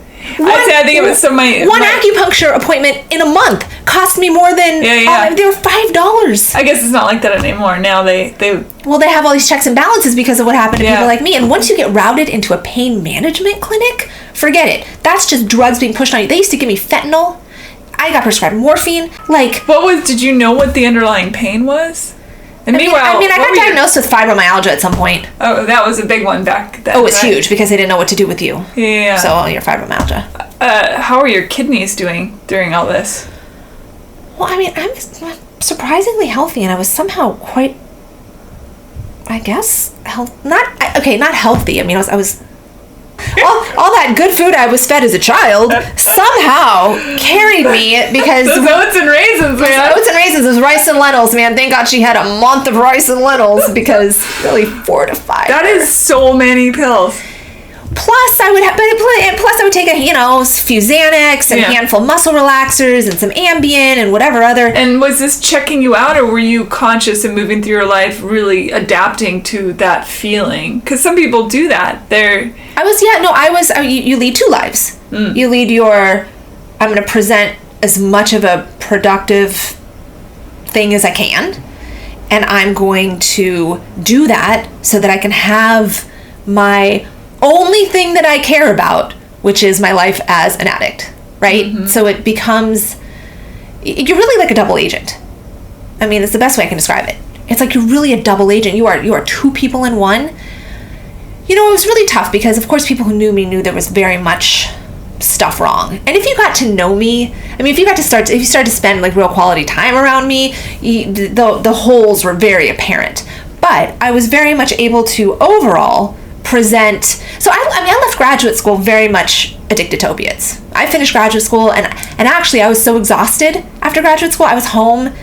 I had adrenal fatigue. Like my adrenals, my cortisol, like everything just stopped working. So for a number of months, I was just home and I actually couldn't do very much other than go fill my prescriptions. That I could go do. Yeah. It's like, big day today. I got dressed and I went to Walgreens, you know? But then I kind of like somehow just, I was like, you gotta get yourself together. And I moved back to San Francisco and started working at, you know, some big companies in finance, strategy and finance. Bet your dad was proud. You know what? I was always trying to make people proud if I could. And then I would just, but I was too high to stay at those kinds of jobs. I couldn't do it. It required too many hours. I could do it for a while. I could do it because I could use my limited hours of productivity to somehow shade the whole day, right? So if I could be productive for 2 of the 9 hours or whatever that I was there, I could figure out how to make that look like I'd been productive all day. I feel like that's most people in corporate world, but that is totally most people in the corporate world. Also, I have described people who are on drugs, are not on drugs, and everywhere in between, basically the taking corporate world. 2 hours of their day and making it look like they did stuff for 9 or 10 or whatever. That's hilarious. So welcome to corporate America. Yeah, exactly. Yeah. So that was I did it for as long as I could, and you know, in some ways, that is what helped me to, and because I was still in pain, I started doing Pilates more and more. I discovered it maybe when I was around 23, was the first time I did it. And then I was in pain and sitting at a desk was the worst. I was like, oh man, I can't sit at a desk. How do I get out of this? I gotta get out of this. I'm gonna die at a desk. Like, it's ruining my body. I'm like, after a week, I was like, God. So I started doing Pilates because it was really therapeutic and it felt really good and I felt super good doing it. And then I was like, wait, why don't I do this? This is nice. I like doing this. Why don't I help other people do this? And also, I was like, well, this also seems pretty flexible. Seems like you can probably arrange a schedule that you could manage because you have this ability to like be high and then you can have your like functional hours and then you can be high again. So I just, you know, I was trying to make it work. Did you have an awareness then? You're like, oh shit, I am deeply into this addiction. Oh, yes. I was like, you are trying to talk yourself out of it. No. I was like, even when I graduated from grad school, I was like, you're a drug addict. Okay, well, this is something that you weren't expecting. In fact, I remember getting to graduate school and being like, yay, I made it to 25. I did not, you know, ride off of the PCH on the back of a motorcycle with another coked up dude going 100 miles an hour and I made it. You know what I mean? I was like excited. I was like, I did it. I got through those years. I wasn't sure if I was going to. I drank a lot. I drank and drove a lot. Let's be honest. I did. I mean, I was not really particularly concerned with my own mortality. But I wasn't wasn't trying to like hurt myself, but I just wanted to have fun. But I thought, I got through that. I got through all the partying and stuff. And so it's like I wasn't expecting it. And so then when I left graduate school, I was like, you're an addict. And then I moved to San Francisco, still an addict. And then I moved to LA actually. So I lived in LA for a brief amount of time while I did all of my Pilates training later in the late 2000s. And I honestly, I thought I was going to die in LA. I was like, I'm just going to die in LA. So moving back here has actually been it's like been this redemptive moment. I can tell you more a little later about moving back here and kind of how that transpired, but not expected and really beautiful and quite the, this is a place of all the cities I'd lived in. I was like, I can't stand LA. LA is the place that I almost died. LA is the place I thought I was going to die. I'll never go back there. LA's terrible. LA is not terrible. I was going through terrible things. That's it. Did you almost die? So all of these drugs that I used in, as I've told you, very excessive quantities, and I was probably at least 15, maybe more pounds thinner. Like I was like this little person taking these quantities of drugs that should have, every doctor's like, how are you alive? Like, how did you not die? Well, I'm not sure, but someone was looking over me. Like, I mean, that's the best I can say, is I was being watched out for. And there was a point at which, and this is deep in the years of like, now we've got Anna Nicole Smith, Heath Ledger, Michael Jackson. I mean, now it's starting to be like, whoa, prescription drugs are like killing people. And I was right there in it, and I'm just like, oh, that's pretty scary. Like, famous people are dying. So you were getting the awareness. I was starting to get some awareness. And I even started going to my doctors. I would go in, and I'd say, I was like, listen, I think I'm in trouble. Like, I'm, like, not only am I a drug addict, but like, I'm kind of afraid I might die soon. I'm afraid that this is getting to be too much. Like, I'm hitting like a saturation point. And they'd be like, you're not an addict. You're physically dependent on your medication. Here's some more because you're still in pain. Every time I went in, my prescription got bigger and bigger. Just like, here's a higher dose. Oh, we have this new drug, fentanyl. Why don't we try you on some fentanyl? Fucking lucky you didn't die. Yeah, although at least it was pharmaceutical fentanyl. It wasn't street fentanyl. Right. I mean, it was... But, again, I was a drug addict. I didn't use the fentanyl or any drugs at a certain point as they were all prescribed. I didn't use them as prescribed. You don't use them as prescribed. You find your ways, you know? So I got these fentanyl patches, and I would cut them into squares, and then I would put them under my tongue because sublingual application is a very absorbing way to take like LSD. Drugs. Like LSD. Like another drug that I ended up being on for 10 years, which is called Suboxone, which is like methadone, which they use. They use it to wean you off, isn't it? Yeah, they use it when you go to rehab. Yeah. Except for they never wean me off. So you were doing pills and the... No, the Suboxone was once I realized, I was like, I had this like realization after I'm taking all these drugs, and I had like a number of times where I like would sort of kind of come to like, and I'd stop breathing. And because that's what these drugs do. You stop breathing. It's usually why you die. Like you pass out and you stop breathing. You physically just don't take in air for X amount of time and you die. Or potentially you asphyxiate on vomit. But I mean, I that's not what was happening for me. You just stop breathing. You fall asleep and you don't breathe. And so I was having these moments where it was like, you have to stay awake. Like you are in a critical moment and you have to stay awake, because if you fall asleep now, you're going to die, and you have to stay awake. And it was usually just like a couple of hours. It was like this even maybe 1 hour, couple hour critical period where all of that, like the peak of the effect of all of those drugs was just like in my system hard. Mm-hmm. And I was like, your only mission right now is to stay awake and breathe. Stay alive. You got to just do it. And I would get myself through, and I'd get myself over that. Like, just, when you're over the hump, like, I don't know how to explain. You know. And once that happened enough times, I was like, we are close to not waking up. Like you're hitting critical mass at this point.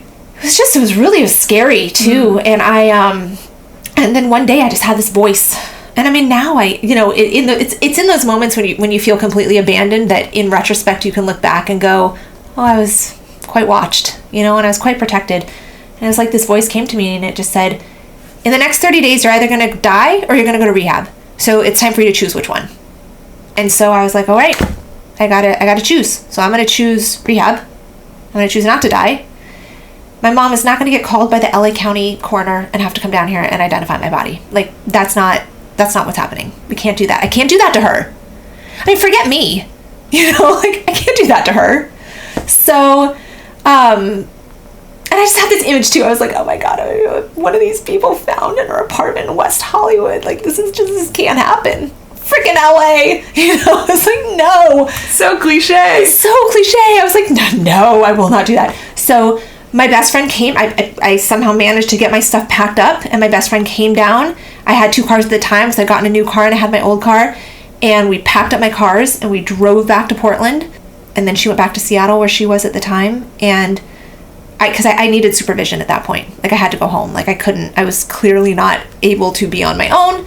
And I somehow got myself, I found my own rehab. Like, I don't know how. You didn't tell your parents? Well, they knew at this point that things were bad. And I came home because I was like, I gotta make some kind of a change or fix something, or, and I graduated from my Pilates program. I had gotten my certification. I had gotten certified, So I'm sort of like, it's time to transition, I could play that. And also, I think I need to find a rehab,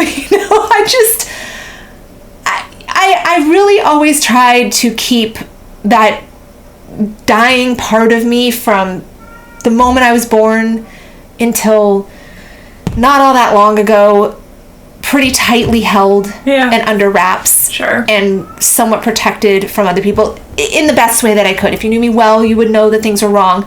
But even my mom and my dad, nobody knew the extent. Nobody knew, because parents are the last to know in general, I feel like, anyway. Yeah. I mean, and they don't see us. No, really. they don't want to see. I mean, they don't want to see that level of pain. It's like some kind of physical block, to seeing that your child in that kind of pain. I mean, I remember my mom in the ER with me one time when something went wrong, and the doctor saw like a prescription bottle and was like, "What?" And she was like, "I didn't know that she took those kinds of amounts. Like, I didn't know, And that doctor's like, "Lucky that kid's alive." And it was just, I'm sure that was a scary moment for her. She's was very... Was this an OD moment, or was this just a general emergency? No, it was more of a, I don't know, OD adverse reaction type of moment, which, I had a few of those. Yes, there's some stories, not many, but there are a couple stories of those. So I went to rehab. And in Oregon? I actually went to rehab in Northern California. I found this place called Cascade. A place called Cascade. I don't know. How do I end up always in Northern California for pivotal emotional experiences? I've never drunk ayahuasca in Northern California, so there is that. I should probably head up there. I should probably head to Tahoe and find me a nice medicine circle. I found a rehab that was like a nice one. I wanted to go to like a nice place, and I had really good insurance. Yeah, I spent a month at rehab. And that's and they your DTs must have been brutal. So I had been through withdrawal multiple times before that, and drug withdrawal is one of the most painful. I think the cat on cue. The cat is like, wow. It's like, I feel you. It feels like the sound of that. It is. I mean, if you've ever seen like a fishing show and they catch the big fish and then they take that machete and fillet that thing and it just guts fly everywhere, it's a pretty good image for what it feels like to go through drug withdrawal. It's just... Most of us have seen Train Spotting. Train Spotting, yeah. And I don't know if you've seen Dope Sick on Hulu. I need to watch it. I hear it's incredible. It is... I watched it. It was... that must have been hard. It was not the easiest watch. I think... It was the verbiage that Purdue Pharma came out with, that I was like listening to them, the double the dose and the pain scale and like these things. They really instituted these things like into our pain management or our pain or our hospital or whatever system. Yeah. Big money. And, it's funny, a bunch of years later, I ended up actually training when I lived in New York. I trained a couple members of the Sackler family for Pilates. I didn't know at the time who they were. That's weird. Isn't that interesting? Yeah, it was really interesting. So that's, by the way, the family that created the opioid epidemic. Yeah, Purdue Pharmaceutical is the Sackler family owns Purdue, or used to own, I guess, Purdue Pharmaceutical, and yes, they quite single-handedly created a massive drug epidemic in the United States, specifically toward people that look like you and I. Specifically towards people that look like you and I, and also specifically towards like poor people in rural communities who were then that was the trickle down. I mean, it became the crack epidemic, which was created, I think, to make sure that poor people stayed as poor and drugged out as humanly possible, flooded into the markets. That stuff is so well orchestrated. Yeah. Well, and that really fuels, the thing is that fuels heroin addiction, though, because those people in poorer communities, they get a couple months and then they get cut, and then they're on the streets for heroin. That's what happened to my eldest brother. He had back surgery and was started with the pills. It kept hyping up. Eventually, heroin. He went to heroin. But did he go to heroin because they eventually stopped prescribing him pills? And he couldn't, and it wouldn't touch the pain anymore. So he just would do the heroin, and then the heroin was out of control, of course. Yeah. But he did say quitting cigarettes was harder than quitting heroin, which I've used that anecdotally on this show several times. But I just think it's important for people to hear how addictive they make cigarettes. It's very much on purpose to enslave people. Absolutely.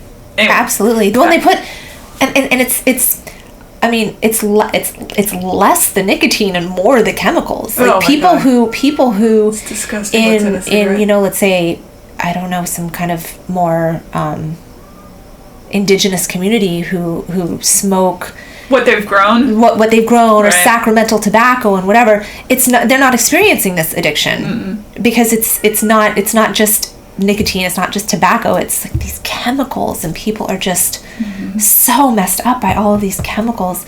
Oh my gosh, we could spend a whole episode talking about chemicals. Crazy. I know, it's so crazy. Anyway, okay, so back to you. So it's time to go to rehab. You're in rehab? I go to rehab, and so they moved me on to a medication called Suboxone. And Suboxone is like methadone. It's an analog to methadone. It's just, instead of having to line up at a methadone clinic every single day and watch them, have them watch you drink your, Tang or whatever they mix it with, they can give you a month's supply at a time, or once they really trust you, maybe give you 2 months at a time. And it's still an opiate.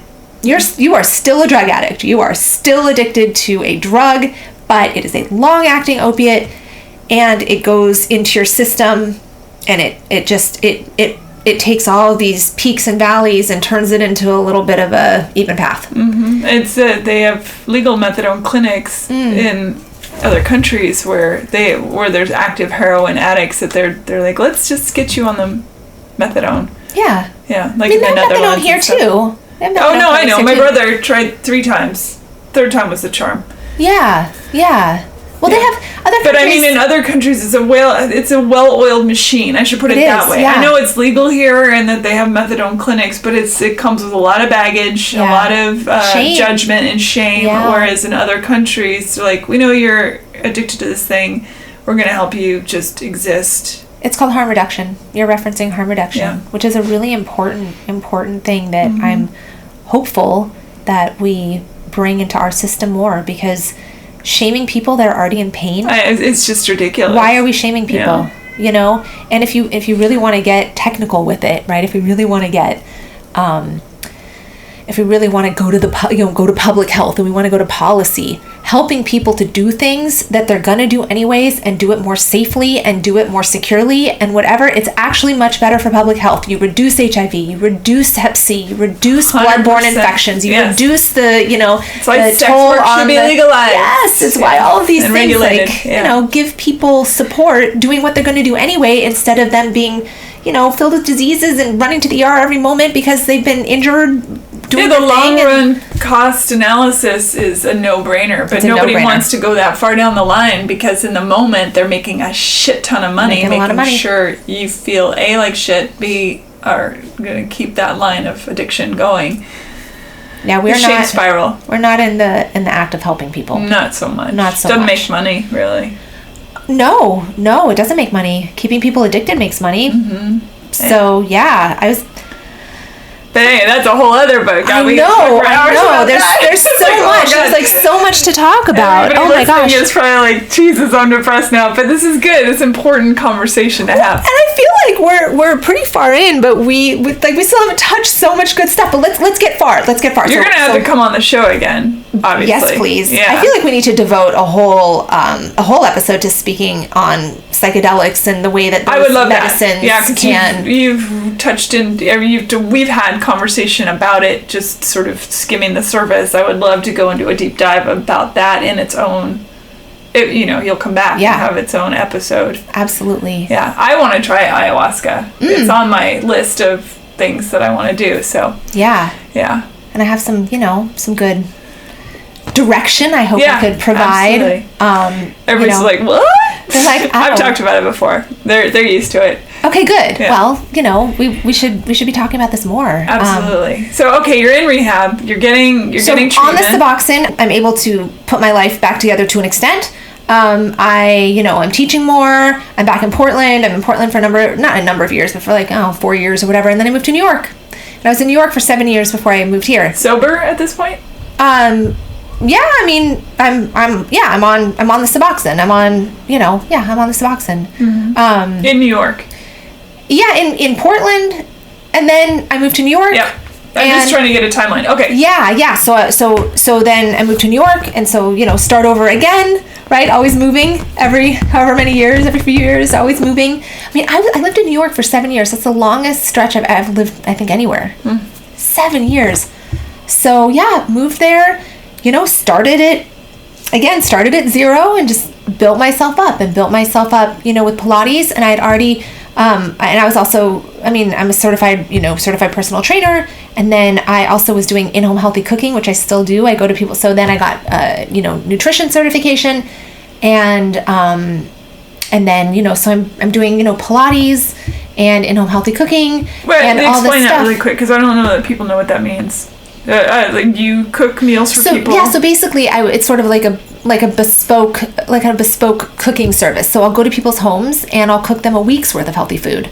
As opposed to like a dinner. They can put it all in the fridge, freezer, wherever it's meant to go. And then they have all of this healthy food. I do it to their specifications, to their, to their dietary specs and all of that.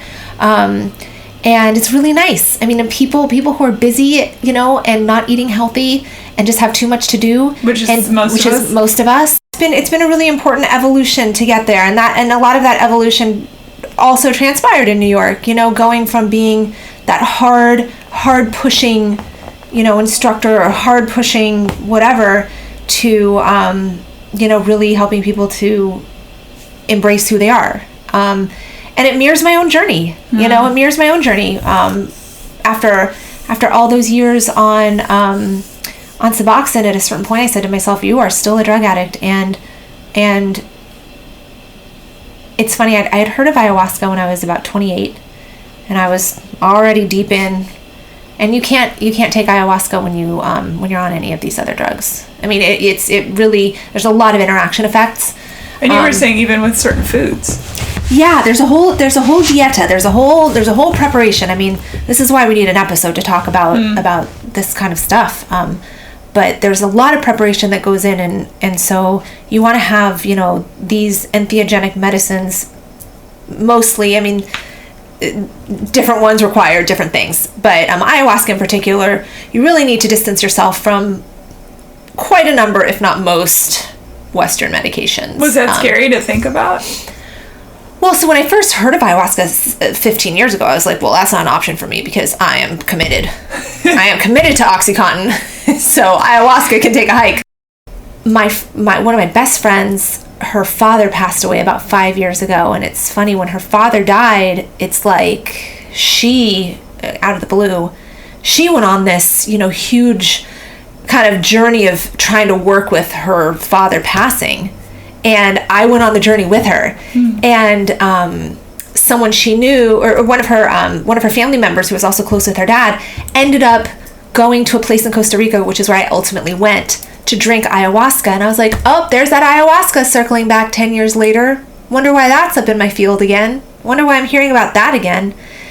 And then I looked at it again and I was like, oh, I'm still on drugs that you can't be on. I still can't take ayahuasca. Had you weaned down to a smaller amount? Was that part of the program? Or not really. I had tried to self-wean at a certain point, and then a doctor put me back on, and then that doctor was like, you can just kind of stay on this forever. And I'm like, what do you mean I can stay on this drug forever? He's like, yeah, you can get pregnant, have a baby. The baby will be a little bit of an opiate addict. It's like having a baby that's like a little bit addicted to heroin, but then there'll be some in your breast milk, so you'll just sort of wean the baby off that way. And I listened to this, and somewhere in that, I think it was in that moment that I was like, this is absurd. I was like, somewhere along the line, I'm going to have to figure out how to do something about this. For the sake of whatever it is I do for my future, I don't know what that is, but somehow I have got to figure out how to make some next step. I have got to figure this out. I've got to figure it out. If I ever want to drink ayahuasca, I have to get off. Also, how wackadoodle is it that a doctor said, oh, your baby will be born addicted, but don't worry, your breast milk will slowly wean it off? I can't. That's wackadoodle-doo. I can't even. It was in that moment that I was like, you got to find a way. I was like, you got to find a way. Holy cow. You got to find a way. Like, this medical system is not going to help you. You're going to need to figure out how to help you. And I was like, and it was really daunting because I was like, man, I've been through so much with this. Back in the day, like, I mean, the extra stuff that you have to do to deal with the body that was taking in this many opiates. I mean, it messes up your systems on so many levels. And how many years now would that have been? I was on opiates for almost 15 years. Yeah. Okay. Yeah, almost 15 years. So before I turned 40. Did you poop ever? Well, for some years, I've gotten hundreds of colonics because I couldn't. And then magnesium is actually wonderful. Magnesium is wonderful. But I also, for a few years there, I was on like intense laxatives. So my whole system was really just getting buried. Because long-term laxative use, your body adjusts to that even, and then it stops doing the muscular movement. Peristalsis. It's called peristalsis, and it stops. There are far-reaching effects. Far-reaching effects. Dietary too, because you don't care what you eat. Like, actually, opiates have a huge correlation with sugar. So it's the dopamine hit. So if you've ever seen one of those cop shows and they bring the drug addict into the room, they give the drug addict like an orange juice or a Coke or a candy bar. Sugar. They're just mainlining sugar because it helps to take the edge off a little bit. So I reached a point where I pretty much also ate candy. So here I am working in health and wellness, by the way. I work in health and wellness. I cook for people, whatever. But in my own time, I just eat like a giant bag of candy every day, and I throw in a green juice and a chicken breast just to make it seem legit to myself, because I'm trying to legitimize myself to myself. And so yeah, on this journey of discovery, on this journey of my friend going through, processing the death of her father, and then ayahuasca re-enters the picture, and then my doctor says this, and somewhere in there I'm like, I've got to get off of this. I've got to get off. I've got to figure this out. So I started researching like how to get off of Suboxone, and Suboxone is the hardest thing to get off of. Like in terms of opiates, because it's so long acting and it binds in your system so much, and it binds to receptors much harder than OxyContin, much harder. It's still a quick acting opiate. So, anyways, long story short, I found a program. It was an 8-day detox. It takes 8 days to get this out of your system. So you get put into drug withdrawal every day for 8 days. Damn, girl. It was brutal. It was brutal. So my mom had to come because you need somebody supervising you 24/7.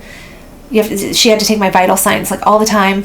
Had a whole cocktail of different medications that she had to give to me all the time to keep you from dying, because the withdrawal could kill you. Withdrawal can kill you, very much. At that level too, at the amounts that I was on for the time that I was on, I mean, it's very dangerous. It's just dangerous, but dangerous but necessary. You gotta do it. If you want to, again, I'm like, do I figure out how to have some kind of say in my life, or does this drug call the shots for me forever? Because these drugs, like, you're such a slave to the drugs. It's like even the idea of going on a trip. Let's say someone's like, hey, let's go on a vacation. You're like, wait, do I have enough drugs? Do I have enough with me? What happens if I lose a bag? I got to make sure I have twice the supply, but in 2 different bags. Wait, what happens if I lose the second bag? Okay, maybe I put some extra here. Okay, well, what if I run out of my prescription? What if I can't get back in the country? Like, I don't want to go.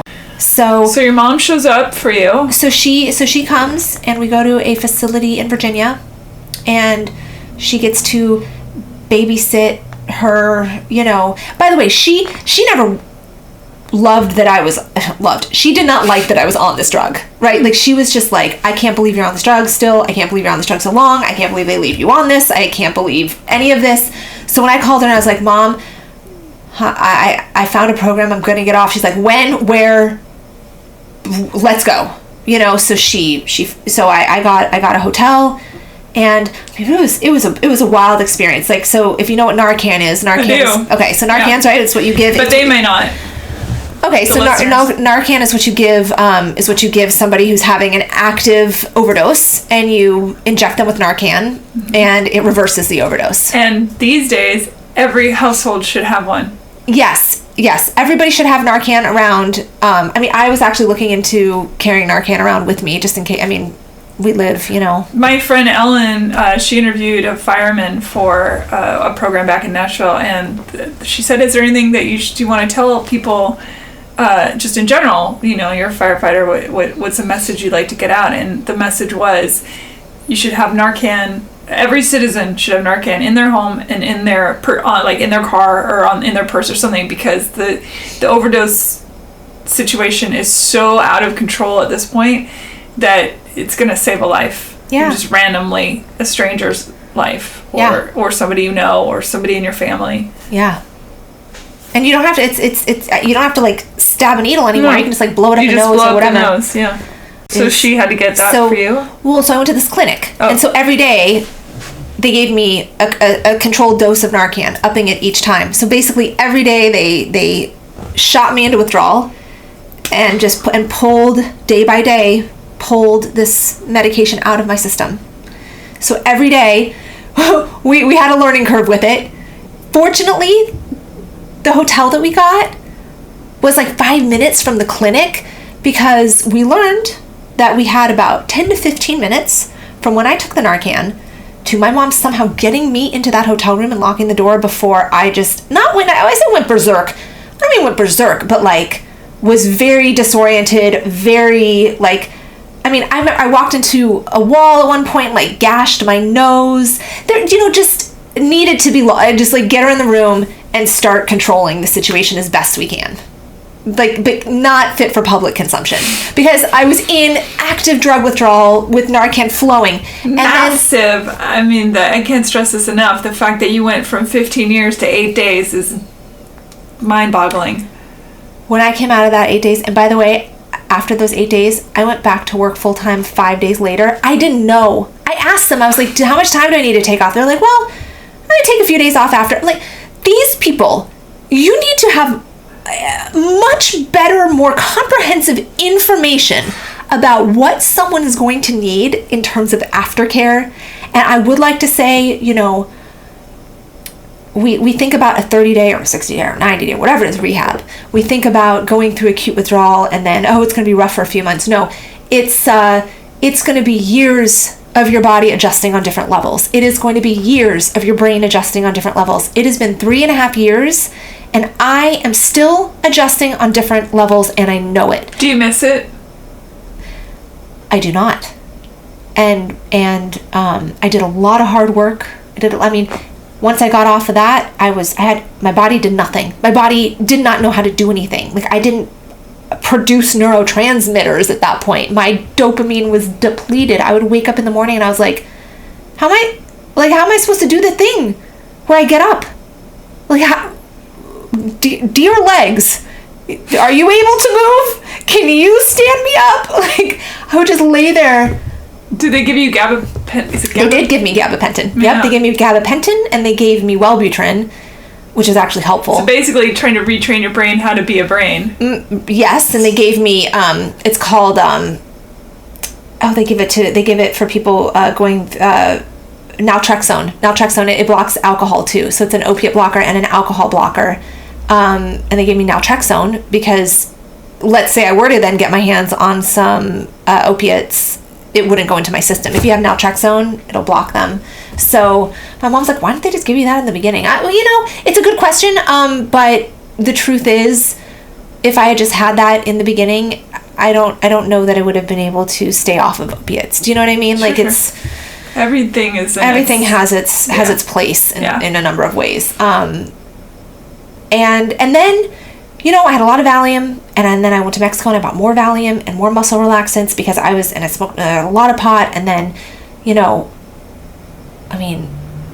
did some other drugs because I'm like, oh my gosh, I am a drug addict who just had all the drugs sucked out of her, and I don't know what to do.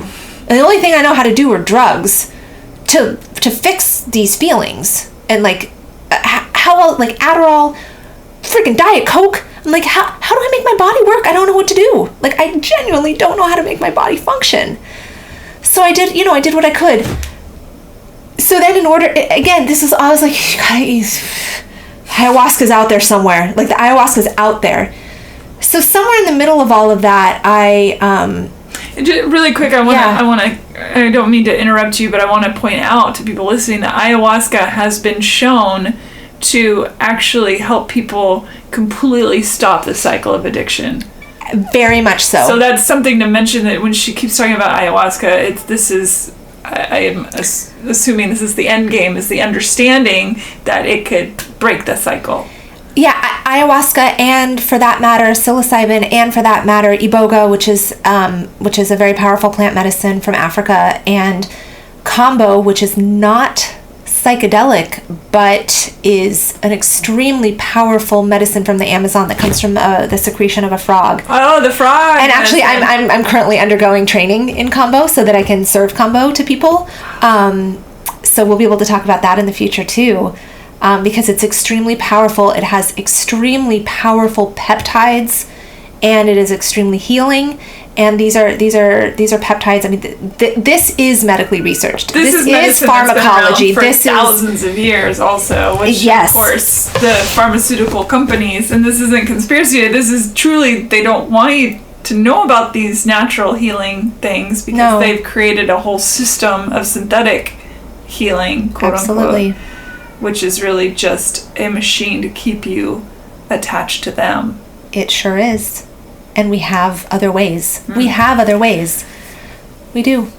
And you've made the plan to do the ayahuasca. I mean, it's still out there. It's on the horizon. I'm like, you got to get there. You got to get there. So then I had to go through.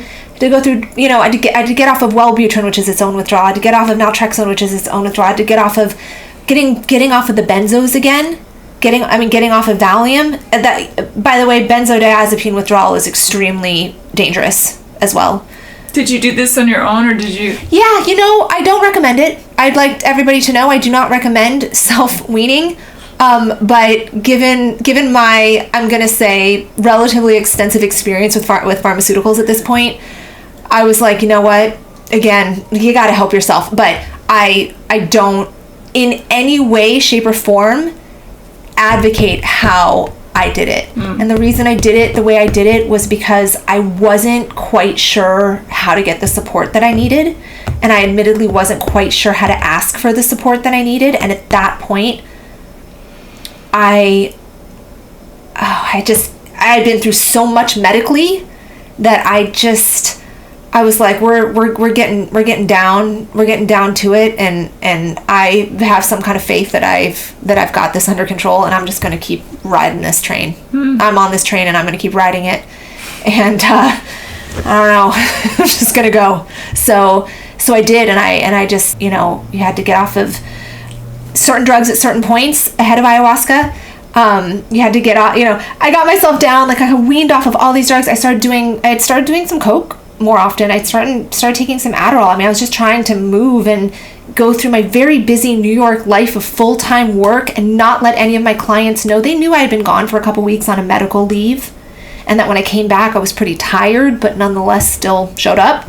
But I was trying to just keep that going while I, you know, and I was still not nutritionally, I was just still eating lots of candy because my body was a mess, and I was still working out very, very hard. I was a pretty punishing worker-outer for a long time. You know, I'm glad you didn't have a heart attack through all this. It's amazing. Yeah, I mean, it's amazing with the years of years of eating poorly, and the years of, you know, I'm going to say partial anorexia, you know, and then the years of disordered eating, for sure. I think disordered eating is the best way. There's something called orthorexia too, which is where you get very very particular about how you eat, like food quality, food type, particular diets, cleanses, etc., etc. So I've been pretty far down that track too. They call exercise anorexia, where you exercise so hard to get rid of every calorie you eat. That was a really big one for me many years. Just like freaking just work out for 4 hours. Just work out. That's usually coupled with the bulimia. I don't like throwing up, which is interesting. But bulimia isn't always throwing up, I've learned. There's also just because I would binge and not purge, and then I would exercise the heck out of myself. That's what I'm saying. It was coupled with bulimia, like eating your face off, and then coupling it with extreme exercise. Yeah, right. I know that one. So you don't have to throw up to be bulimic. Oh, interesting. Yeah. Oh, great. More disordered eating. Fun. Yay! No, I'm just kidding. I'm just joking. Cool, man. Maybe happy. I was bulimic too. No. I just love that this episode is going to touch so many people on so many different levels. Like, now that we've touched so many swaths of humanity that there's going to be somebody in the Venn diagram. The Venn diagram, all the circles are crossing. I know, I love it. All the circles, all 72 circles in our, so Mama Gaia Venn diagram here with all of the sacred geometry. We're getting it. So yeah, just got myself to the medicine, to ayahuasca. Did you have to get off the cocaine then? And all? Oh yeah, get off cocaine, get off the Adderall. I found hypnosis during all of this. Hypnosis was very helpful to help me get off of these things, or to taper them down. I had regular hypnosis for a few months, and I didn't quit doing all the drugs, but I was able to taper it enough to stop it ahead of going. So were you experiencing romantic relationships during this time, or were you too invested in the drugs? I dated people. Yeah, okay. But I wouldn't say, but nothing that was either serious or lasted a long time. So nothing invested? No, because I did not have bandwidth for 15 years. I have been in a very committed relationship with drugs. There is no more committed relationship. There is you will die for it. You will do anything for it. You love it more than you would love. Anything. There was no space for any other relationships outside of my deep commitment to this. But yes, I did date a number of people and had a number of very, very interesting things transpire during all of my dating escapades in New York and beyond. That's probably a whole nother show too. Yeah. We're gonna have you on Are We There Yet? Talk about that stuff. The other show that I do. Well, because it's especially fascinating to go from super unhealthy dating and behavior to being able to watch myself work so hard to do things in a way that I never learned, and to in this moment of time, really continue to really make the effort, really even in the face of all of my own struggles and all of my own pain that will show up in a given moment, and to be able to transcend it, work with it, love it, because our pain is just asking for our love. At the end of the day, it's just asking for our love, and to do all of that in service of creating healthy partnerships. Whether they're romantic or friends or work, any of the relationships that we create, but most specifically, romantically, it's been a really interesting journey to watch as the observer. If I step back and watch myself as if I am a movie playing out in front of me, it's really fulfilling. It's really fulfilling to get to watch yourself make those kinds of changes. Especially when you were like, I might die in a month, so let's see how that goes. And all of that work to get to ayahuasca was a really important and necessary part of that journey. So if I had woken up one day and just been like, I'd really like to try ayahuasca, I wonder what that's like, check that off my list of things to do, which I know can happen in the world of it becoming so popularized and people hearing about it so much. I'm not saying people shouldn't try it, but for me, the amount of survival level hard work I had to put into getting there, the medicine meets you where you are. The medicine will rise up and give to you what you have given to it. So I had really powerful experiences. Yeah, that's for me. The reason why I want to do ayahuasca is because of all my childhood trauma. Yeah. So I want to see, I've done a lot of work, a lot, but nowhere near scratch the surface, because how do you ever really, Absolutely. Yeah. Absolutely. And that's what it's for. It's we all walk around with pain, and we all walk around with painful experiences. To be alive is to experience pain. Tough planet. But we can separate pain from suffering. I think so. So, these kinds of medicines are how we can learn how to access our pain, observe our pain, experience our pain, because a lot of times we can talk about it and not necessarily feel it, or we can know it but not necessarily find where it is in our bodies, because our experiences very much get stored in our bodies. Oh yeah, and intellectualizing pain, I think we talked about this sort of in the beginning of this journey, is that if you're up in your head discussing, you can talk about it till you're blue in the face, understand it, see it from all directions and all sides. Doesn't mean you've pulled it out. Doesn't mean that you've gotten to it. It's still hiding somewhere. Absolutely. Or one of the versions of you from childhood or middle age, or wherever you are, or old age, whatever it is still got that little ball of whatever the thing is, and it's in a protected little box. Then you can talk about the box. Isn't the box interesting? Mm-hmm. Wonder what's in the box. Mm-hmm. Oh, I think this is in the box and that's in the box, and who put it in the box. But you never opened the fucking box. Didn't open the box. Yeah. Because you know all this stuff around it. You can intellectualize it so the cows come home. And opening the box is scary. Whew. Opening the box is scary because... And there's a lot of boxes. Yeah. Yeah. And they're all... no matter how together you are, there's a lot of boxes. That's a thing. It's like nobody's walking around without boxes.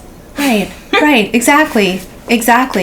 We all have a lot that's gone on, and it just depends on how we want to choose to look at it, and how we want to choose to deal with it. If we want to choose to look at it, if we want to choose to deal with it, and right, and that's the choice too. Mm-hmm. And it's not for me personally, or any of us, in my opinion, to say what someone else should or shouldn't do, or how they should do it. Absolutely, not. Everybody gets to make their choice, and I do. There's a lot of tough stuff going on in the world, but I do believe generally we can have some outliers, but generally I really believe that people are doing their best with what they have. With what they have available. I agree with that statement. In the same way that my 20-year-old self was doing the best with what she had available at the time, and that is not what my 30-year-old self would do, and not what I would do now. It's just what I had at the time, and I did what I could. That's the hardest part about, in my personal opinion, about forgiveness, because forgiveness is not really about the other person, because they may never say they're sorry, they may never acknowledge that they hurt you, and you get to decide whether or not you want to keep carrying it around or not. And of course you can keep carrying it around. You can choose not to forgive someone. Of course that's an option. For me personally, that's an exhausting option. Yeah, it is. Personally. But I get why other people maybe don't make those choices. And it's also not linear. I think we talked a lot about that too. Your journey, certainly not linear. Not linear. Nope. And so you may choose to forgive someone or something in your life, and then a couple years down the line, have a moment where you dip out of that forgiveness. And then something happens again, and maybe you dip back into it. Absolutely. And you can forgive and also still have your feelings. Oh yeah. For sure. Sometimes I think we think like, oh, I forgive, it's all done, it's all over. I can very much forgive you and let go of whatever is attached to all of that. And an experience was still real. We don't get to go back and erase history, but we can change how we choose to move forward with how we feel about anything, or how we choose to treat anything. Yeah, how we experience, our own experience. And so what you said about forgiveness, it also really applies to ourselves too. Forgiving former versions of ourselves for the choices that we made when those were, again, what we had available to us at the time. And that can be a really hard one. I've been working with some of that with myself. It's very easy for me to go back and love that little kid, but it's not always easy for me to go back and love, say, that 21-year-old who found herself in a tough spot and maybe didn't have a great experience, and it's just like, you should have known better. It's tougher. It's like feeling myself have more anger at one version of me versus another. And it's like, wait, that one was doing her best too. One of my improv coaches said, yeah, you know what you know when you know it. And if you don't know it, you don't know it. And it sounds like word salad, but it makes a lot of sense. It's like, you know what you know in the moment. Exactly. And every other moment doesn't, if we really truly be here now. Yes, my hat says be here now. Yeah, if we really truly be here now, then every moment that came before and every moment that shall be is inconsequential and doesn't actually exist. That's a weird thing to wrap your brain around. Absolutely. What's done is done. And what's gonna come, we don't know. We've only got here. Every version of ourselves that we've been gets to be that version. Yeah, it does. Yeah. And it's not easy always to sit with this, because it's it can be where it can take a good amount of work to let go of doing things the way you've always done them. It just takes work. All the work that we can put into establishing, let's say, a bad habit, that same energy and work is available to establish a healthier habit. So every time we're upset with ourselves, oh, I can't believe I'm like this. I can't believe I'm like that. I can't believe it went that way. I can't believe it went that way. Well, that same energy is available for it to go a different way. So I always remember that. I always remember that, because believe me, everything that I've talked about here, I've not had always an easy time forgiving myself for how things went. Forgiving myself for, 15 years spent with opiates as my top priority has taken some time and some work. But you wouldn't. That's the other conundrum, right? You wouldn't be who you are, and I wouldn't be who I am. And I'm so like you're great. Thank you. You're great. I mean, I knew it the minute we met. I was like, this person is somebody I want to know. Like, I knew it instantly, right? And you going through all the fires, that it has now created in you a level of understanding of the world and of having a deep empathy and connection to so many levels and different kinds of people. That's beautiful. And in its own way, heaven sent. I wouldn't change it. It's created love on a level that I didn't know existed. That is what it's done. And hopefully for yourself too, and maybe not on every day, but hopefully on some days. Well, yeah, on balance, look at absolutely. what you've gone through. Holy shit. And there are people that won't survive what you've been through, and that sucks, and that's a shame. And there's no judgment on that either. The people that didn't survive it. No. It's just, they did the best they could with what they had. Absolutely. And when we think about, people say like, oh, my plate is so full. And it's like, well, you know what? We all have really different size plates. And it's really important to remember that. Someone could have a little plate, and that plate has one thing on it, and for them, that's a full plate. And someone else could have a giant platter, and there are 40 different things on that platter, and for them, that's a full plate. Those are two equally full plates. It is just not for me to judge. It is not for me to say. I don't know what's happening inside of someone else. And you're right,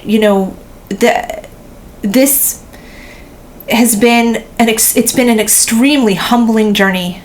I was never like a mean person or somebody that it's not that there was nothing wrong with me or something, but I just didn't really have a lot of, I had empathy deep down, but in my daily life, I didn't have a lot of empathy or perspective. I had some pretty narrow ways that I saw things. Here's how you live a good life. Here's what it looks like. Here's the things you do. Here's the clothes you wear. Here's the types of houses you live in. Here's the schools you go to. It was pretty, this is what people who are productive do. This is what people who are the right kind of people do. These kinds of perspectives. And going through this has been like humbling in a way that I am so grateful for, because it's what you said. It's like I look at people and I'm able to go, wow, you're you're just a person who deserves love just like anybody else. And I didn't used to think that is all. It's not that I thought they didn't deserve whatever. I just didn't care. I don't know. Fair, you were also basically out of the gate in a self-preservation mode. So I was out of the gate. Yes. My nervous system. There's a level of narcissism that is required in order to exist in that world, and so cut yourself some slack there too. Yes, right? There is a level of thinking about yourself all the time because you're just trying to figure out how to make the next step workable. That is true. That is true. And you know what? And thank you so much for pointing that out. Thank you for pointing that out. I appreciate that. That is something that I have in my life been hard on myself about. Like how come I didn't have more capacity to be nicer when I was younger? But you were busy. Right. It was busy. You were a little busy. It was pretty busy. It was busy. You were busy managing a whole lot of feelings, not only your own, but everyone else's. That's a lot to expect from a kid. Yeah. And then it creates, a world that your brain goes, oh, this is how we survive this. Carries it through. And that's what we do. We're, as people, we get very conditioned to survival. And moving from a place of survival to thriving is a journey. It's a journey, and it's scary, actually. It's like, because, and this is definitely something that's been really up in my space lately. It's one thing to have a bunch of pain and to have the experience of pain and to have the boundaries and to have all that, but you know it, and you've known it forever, and there's a certain comfort level in it. There's a certain comfort level, and then it's another thing to go, who am I and what do I actually want? That is so scary and but beautiful, of course, because it's the world of opportunity. But when you've never practiced asking yourself what I want, like what do I want, because you either were set on some kind of a schedule or you were always truly so worried about what everybody else wants and conditioned to what everybody else wants. Somebody asks me what I want, and I'm like, I feel like my first response is A, I don't know, and B, well, what do you want me to want? Not so much right now, but up until very recently, it's like, what should I want? Well, what would it work for me to want? Right? We have these instinctive, and it's beautiful. Of course you want approval. Of course you want to be accepted. I mean, not everything needs to be pathologized, right? We also want to fit in, and we also want to learn how to be part of community, and we also do want to genuinely do things that are beneficial towards other people and all of those things. But I'll be the first person to say that a lot of, or at least a large part of that in me was always, how do I respond to what other people are needing? How do I respond to how do I people please? How do I do my best to try to people please? That's a level of anxiety. That is huge. A high level of anxiety. It is. Anticipatory thinking and feeling like you have to always be one step ahead of what anybody else wants so that you can serve them. That's a lot of energy. It is a lot of energy. Yeah. It's a lot of energy. So it's been a really interesting experience to ratchet down from that kind of, I like to say, I was like, well, I was born on DEFCON 5. I did spend a particular medicine journey in my own gestation. So I got like a really interesting opportunity to see what it was like for me to be inside my mom. And I was 2.5 weeks late, and my mom was in labor with me for almost 2 days. I did not want to come out. I didn't, and I went back and looked. I was like, well, I see why I don't want to come out. I already had an awareness of so many things. And you're like, I've decorated, I've put up posters. And you know what? It's warm. It's just warm in here. Warm. I don't want to go outside. I got the temperature just right. It's a nice 88. Why would I go out there? Y'all do what you gotta do. I'm staying in here. Bye. I've been trying to get warm since.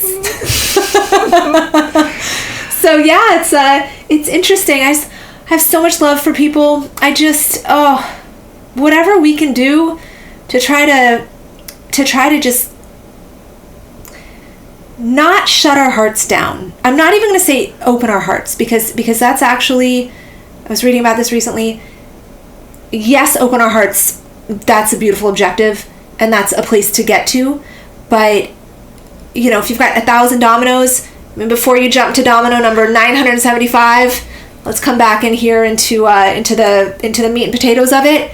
And if we can not shut our hearts down, if we can not shut down when things get a little tricky or when things get tough or when we're in a relational situation that's hard, if we can just not shut our heart down, it leaves room for something. Maybe it leaves room for the openness to then transpire. But we've got to start with what's a little bit more realistic, which is when that moment comes to go into fight or flight, starting to learn how to not walk that path and just try not to shut down. And I still spend a lot of time there. I get to also spend some time in open, which is incredible.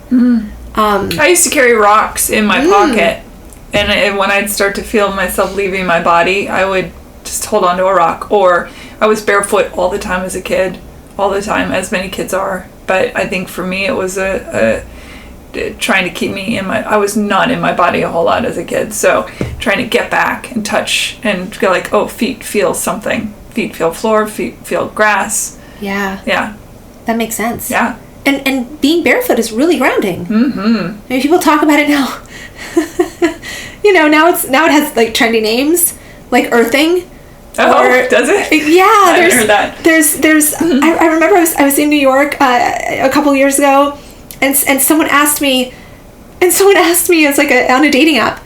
They were like, "Do you ever go forest bathing?" And I was like, "Forest bathing?" I was like, "You mean like hiking?" That's hilarious. And that's what it essentially was, like going out and being in nature. That's so funny. I do hug a tree now and again. I talk to plants a lot. Plants and animals are big for me. That's another really grounding thing, but they feel very alive to me, and so I get a response, and it makes me feel like I'm part of something so big, and yet but not in a panicky way.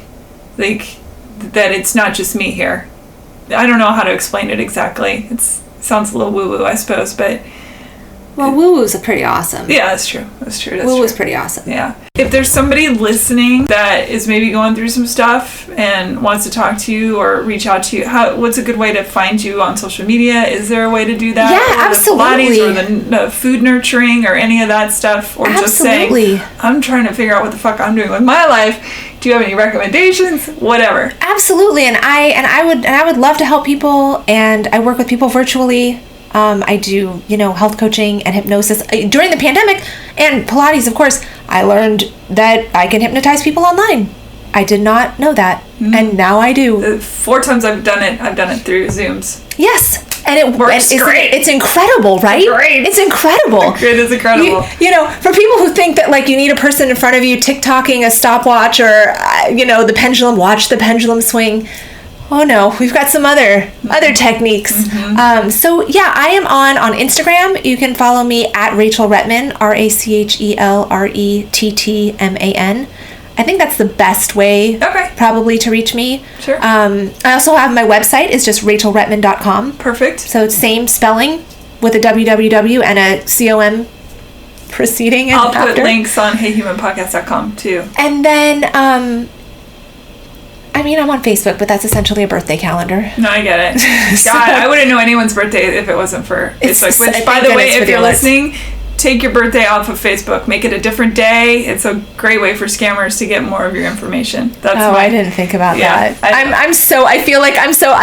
made my parents change. I'm like, Mom, Dad, take your put a fake birthday. Put it close, whatever, but just don't put your birthday. I never thought about that.